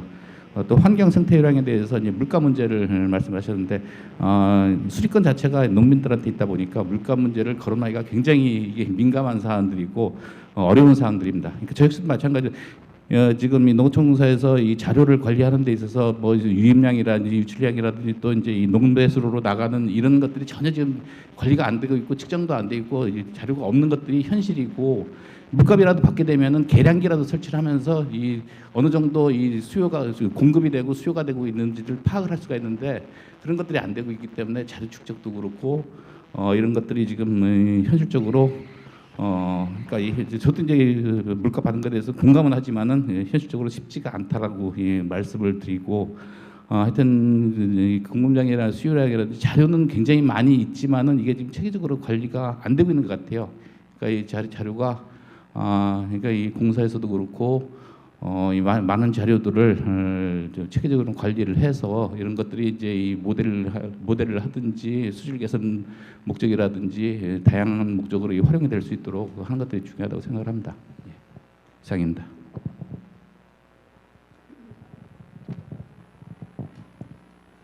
네.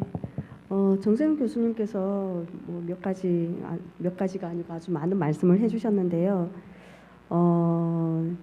먼저 그 종합적으로 말씀하신 부분 중에서 그 수질, 뭐 유입, 유출, 오염, 부하량 뭐 이런 부분들이 자료가 상당히 부족하다라고 말씀을 하셨는데 이런 부분에 대해서는 상당히 인정을 하고 있고요. 이게 통합적으로 관리가 좀 아직까지 좀 미흡하고 저희들도 내부적으로 이걸 통합 관리하기 위해서 노력을 많이 하고는 있지만 지금 특히 저수지에서 물량이 나갈 때 공급을 할 때 사실 그 공급량 자체에 대한 계량화가 좀 안 되고 있거든요. 그런 부분에 대해서 좀 개선을 할 수 있는 부분들을 지금 노력을 하고 있고요.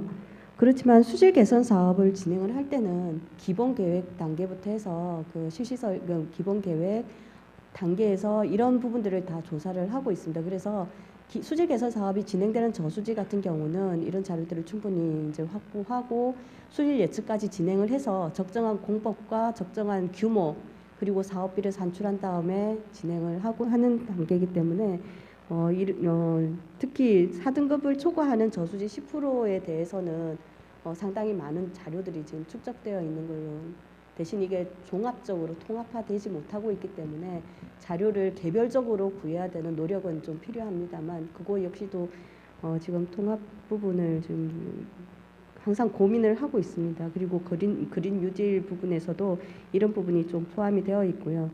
그리고 그보다 먼저 저수지 기준에 대해서 말씀을 하셨는데 사실은 이게 그 수원 쪽에서 저희 같은 경우는 거의 대부분이 하천수 같은 경우는 4대강 유역에 있는 양수장 같은 경우는 하천수 기준을 활용을 하겠지만 대부분 그 호소 기준을 준용을 하고 있고요. 그래서 수질 농업용수 관리를 통상 TOC 4등급 기준으로 지금 활용을 하고 있습니다. 그렇지만 이것도 앞서 말씀하셨듯이 뭐 지하수라든지 이런 어떤 수원에 따른 이런 차등화 부분은 한번 관리를 해야 될 필요성은 있다라고 생각을 합니다.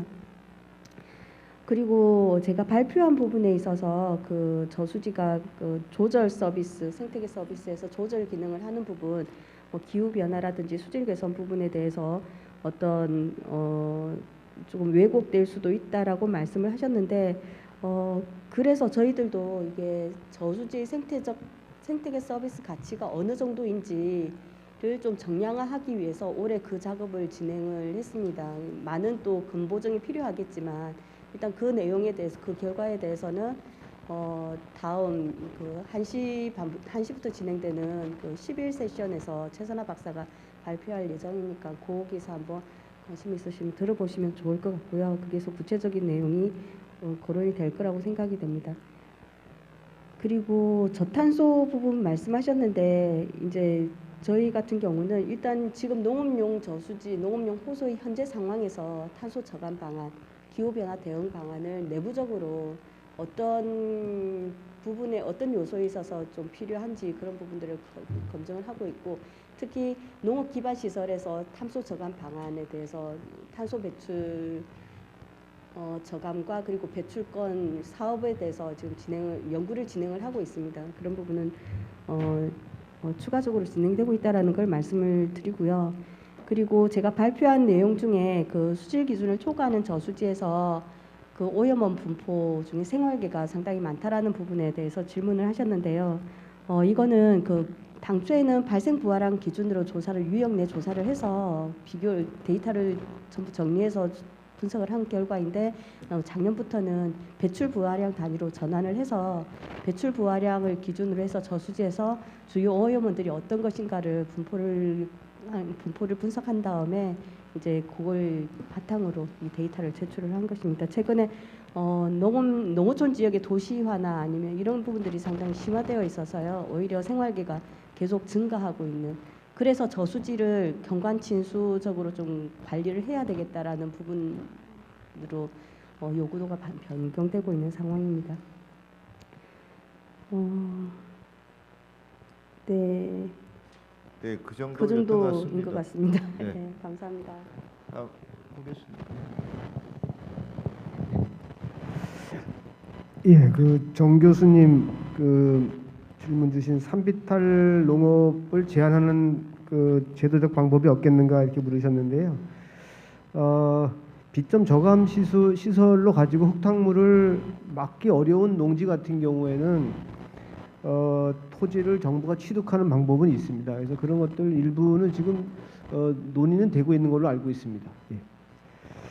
그다음에 그리고 홍 박사님이 말씀하신 이제 유역 관리 쪽에서 제가 사실 아까도 잠깐 말씀드렸는데 지금 이제 정부에서 물 관리 일원화를 시켰는데 좀 더 효과를 극대화하기 위해서는 댐 전체 유역이 다 이제 어차피 뭐 하천을 통해서 호수로 들어오니까 결국 그 지금 보면은 뭐 소양호 같은 경우는 3개 시군이거든요. 양구, 인제, 홍천. 그 시군에 보면 담당자가 한 명씩밖에 없어요. 관리할 수 있는 사람이. 그러니까 좀 소양댐에 보면은 많은 전문 인력들이 있거든요. 그래서 그 댐 관리자별 현장 그 밀착형 관리 체계를 구축하기 위해서는 인력이 필요한데 그 인력이 많은 이런 댐의 인력을 활용할 필요가 있다. 이걸 좀 제도화 시키자는 게 제 생각입니다. 이상입니다. 네, 감사합니다. 제가 뭐 저도 할 말이 좀 있었는데 시간 관계상 최대한 줄여서 시간을 좀 관리를 해서 이 제한 시간 안에 일단 발제자들의 그 발표와 또 토론자 토론 그다음에 토론 내용에 대한 발제자들의 또 답변이 있었습니다. 시간이 조금 남아서 저도 몇 가지 좀 궁금한거나 코멘트할 게 있어서 좀 말씀드리겠습니다. 남 박사님한테 좀 여쭤보겠습니다. 그 마이크 좀.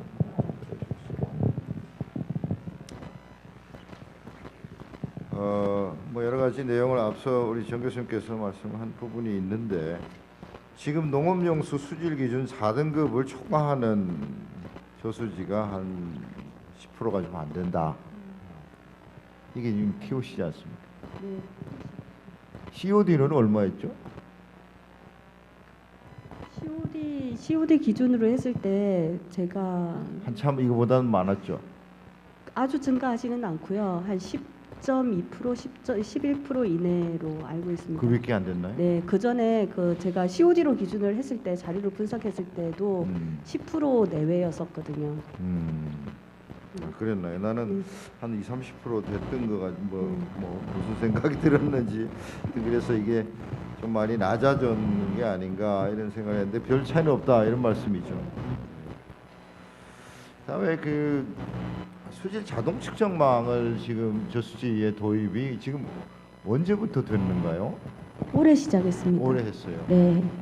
지금 자동 측정망에 들어가는 그 장비들이 간이 형태인가요? 어떤 측정 장비들이 들어가죠? 습식 분석법은 아니고요. 현장에서 바로 측정할 수 있는 이제 즉시 그 측정 방법입니다. 근데 이게 TOC 가 이름이 자동이래 가지고 네네. 사람이 손으로 들고 왔다 갔다 아니요, 하는 건 아니요. 아닐 거 아닙니까? 한군 저수지 같은 경우 몇 개 지점에 그 설치를 해놓는 현장 측정 장비를 설치해서 실시간으로 네. 볼 수 있게끔. 네. 이렇게. 지금 그러면 이 자동 측정망 부분을 계속 확대할 계획인가요? 농림부에서는? 지금 그 자동 측정망 부분을 올해 이제 시작을 해서 그 만수 저수지 안성에 있는 거기에서 일단 시범 사업을 지금 진행을 했고요. 예. 그리고 이후에 지금 제가 알기로는 올 중간 정도 해서 이제 전국에 확대해서 이제 사업자를 선정하는 과정을 마치고 지금 현재 설치가 됐는지에 대해서는 정확하게 잘 모르겠습니다. 이게 지금 사실은 제가 왜 질문을 드리냐 하면 환경부에서 이 물안경 측정망이 있는데 그 안에 이제 8개, 9개의 그 개별 측정망들이 뭉쳐져서 이제 물안경 측정망으로 통합이 됐는데 지금 이제 가장 큰 이슈 중에 하나가 이제 수질 수량을 통합하는 부분으로 지금 정리를 하고 있어요. 그래서 수질하고 수량이 같이 측정이 되지 여기는 수리하고 저기는 뭐 수량하고 필요하면 또 가고 뭐 이렇게 해서 뭐 그런 어떤 부분들 때문에 통합 부분하고 또 이 TMS를 비롯한 자동 측정망 이런 부분의 확대를 지금 뭐 계획을 하고 있는데 지금 농업용 저수지도 상당히 지금 뭐 알다시피 수자원의 엄청난 양을 차지하고 있는데 거기도 지금 아까 정 교수님 말씀하셨지만 모니터링이 사실상 측정망 농업용 측정망 안 해도 1년에 4번밖에 안 하잖아요. 그거 아니면 택도 없는 얘기거든 사실은. 그러니까 중점 관리 저수지라든가 이런 부분은 더 하겠지만 중요한 저수지는 최소한 한 달에 한 번은 해야 되는 거 아닌가. 그래서 양이 많으니까 이걸 한꺼번에 들고 가려 보니까 너무 많이 뭐 재원이나 인력이 드니까 이거를 뭐 횟수를 못 늘리는 거죠. 그렇지만 중요한 호수를 중심으로 한다면 이 농업용수 측정망도 차후에는 좀 빈도를 높여서 물론 다 할 수는 없지만 그런 측면들을 좀 보여주시는 게 농업용수도 우리가 이렇게 관리하고 있다. 1년에 4번밖에 안 하는데 그럼 그거 가지고 됩니까? 뭐 벌써 이 횟수 가지고 얘기가 나오니까 거기서 한 수 접어줄 수밖에 없거든요. 그래서 원칙은 이런데 이렇게 하지만 뭐 현실적으로 이렇게 좀 적을 수밖에 없는데 기본적으로 4회 이상이 기본이다. 이거는 농림부 자체로 자기 스스로를 깎아먹는 거예요. 내가 봤을 때는.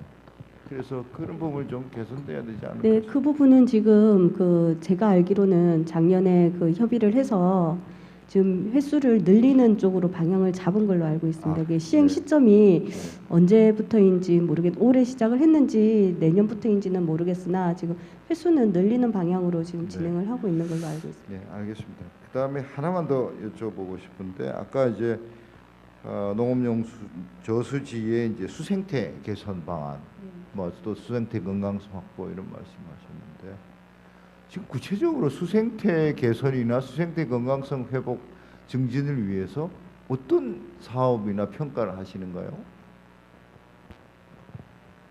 지금 농업용 호소에서 말씀하시는 거죠? 네, 네, 네.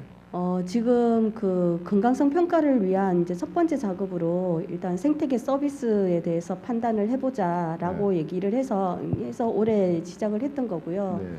그 외에도 지금 수생태 측정망을 운영을 할 계획입니다. 이제 그래서 그 내용까지도 같이 과제에 포함되어 있습니다. 그래서 지금 생태계 이제 모니터링을 통해서 그동안은 어떤 생물 자원에 대한 모니터링이나 어떤 자료 축적이 전혀 없었었거든요. 그게 시작이다라고 저는 생각을 하고 있고요. 네. 이제 그 DB가 구축이 되고 나면 그 다음에 어떤 생태계 복원이라든지 이런 것들이 저수지 내에서 수생태계 보전을 위해서 이루어질 것으로 생각이 됩니다. 네, 그래서 아까 제가 그 왜 말씀을 드리냐 하면 이제 남 박사님이 정리하신 부분에서 이제 수생태 관리 부분에서 실제로 지금 뭐 그 계획이나 여러 가지 그런 지금 말씀하신 부분은 아주 뭐 유망하고 또 바람직하지만 실제 수생태라는 말을 써놓고 실질적인 수생태가 아닌 부분으로 말만 수생태다 이렇게 하는 부분이 현실적으로 그게 또 뭐 어떻게 보면 수질인데 그걸 수생태라고 하고 앉아 있고 그래서 자 이게 앞으로 분명히 이제 남 박사님 이 발표를 통해서 향후에 이제 수생태 부분을 강조하고 이 부분에 대한 그런 이제 평가라든가 이걸 통해서 개선하는 부분으로 가시겠다 하는 게 이제 뭐 아마 공사에서도 아마 방향일 거고 그래서 그건 참 좋은데 기왕에 이제 그렇게 할 거라면 지금 아직 우리나라 이제 하천 건강성 평가를 이제 13년째 지금 하고 있습니다. 호수는 아까 김재구 박사님 얘기했지만 김 교수님 그때 2000 몇 년도부터 했죠? 호수 건강 2008년도부터 4년 동안 했죠? 네. 근데 해놨는데 못 쓰고 있어요.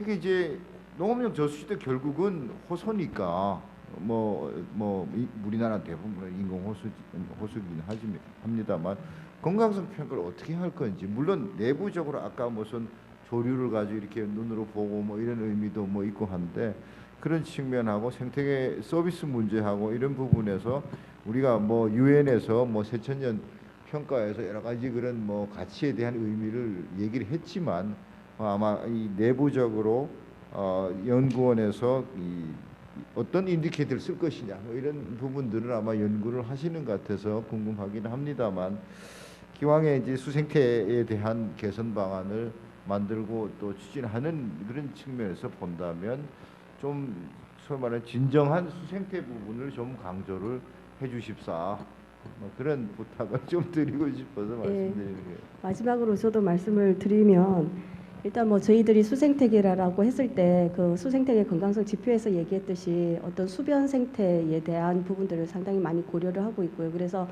유입부에서 인공습지를 조성할 때 어떤 지금은 습지 수질 개선 기능뿐만 아니라 생태 가치까지도 지금 평가를 하려고 노력을 하고 있습니다. 그리고 그런 것들이 수변과 어울리는지 그런 부분들 그리고 혼내에서는 지금 김재구 박사님 얘기했듯이 외래어종 관리에 대해서 상당히 관심을 많이 가지고 있습니다. 그리고 저희가 이제 어차피 그 지금 추가적으로 사업을 하고 있는 게 어촌 수산처에서 그 내수면 그 수산자원 증진 사업을 지금 진행을 하고 있습니다. 그런 것들이 거의 토종 물고기들의 어떻게 보면 생태계 뭐 복원을 의미할 수도 있는 거고요. 그런 부분들을 노력하기 위해서 추가적으로 외래어종 관리를 해야 되겠다라는 생각을 해서 그런 부분을 상당히 노력을 하고 있고, 또한 저수지를 중심으로 이제 생태계 보전 협력금 사업을 통해서 뭐 수원 청개구리라든지 1월 저수지에서 뭐 저수지 중심의 어떤 원앙이라든지 뭐 이런 그 생물 서식처를 좀 보전하기 위한 그런 노력들도 상당히 많이 진행을 하여튼 하고 뭐 있습니다. 좋습니다. 좋고 또 뭐 바람직한 방향인데, 제가 봤을 땐 그런 것들이 어떤 중앙이 아니라 언저리를 많이 건드는 네. 것 같아요. 이제 이런 느낌을 받아서 이제 제가 말씀드리는 게, 실제 호소에서 저수지의 수생태 건강성 어떻게 평가하고 어떻게 회복하고 어떤 지표를 쓰고 이런 부분들, 그래서 조금 더 생태적인 부분, 물론 뭐 서식처도 중요하고 원앙도 중요하고 외래종도 다 중요합니다만, 다 포함은 되겠지만 제가 느끼는 거는 뭐 학교에 있어서 그런지 모르지만 정작에 진짜 생태를 조금 더 다뤄줬으면 하는 이런 아쉬움 때문에 그런 말씀을 드립니다. 네, 앞으로 그런 연구를 좀 진행할 수 네, 있도록 감사합니다. 자, 뭐 시간이 이제 좀 어느 정도 돼서, 혹시 우리 플로어에서 더 혹시 한 말씀이나 좀 뭐 궁금한거나 간단하게 하실 게 있으면 좀 질문을 받도록 하겠습니다.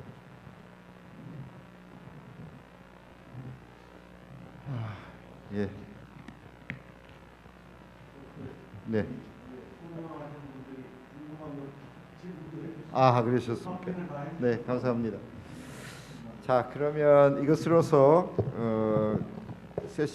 우리 이제 세션 7번 저수지 수질 및 수생태계 현황과 개선 방안에 대한 이 포럼을 다 마치겠습니다. 다시 한번 참석해 주신 발제자 토론자님들, 그리고 또 관심 있게 또 참석해 주신 일반 전문가님들 다시 한번 감사드리고요. 또 앞으로 농업 저수지, 특히 하천보다가는 저수지 이쪽에 정책이나 여러 가지 연구가 조금 미흡한 것이 사실입니다. 상대적으로. 그래서 평가부터 해서 뭐 여러 가지 부분들 좀 더 발전되는 그런 또 계기가 될 수 있도록 같이 좀 노력했으면 좋겠습니다. 이것으로 포럼을 마치겠습니다. 여러분들 참석해 주셔서 대단히 감사합니다. 고맙습니다.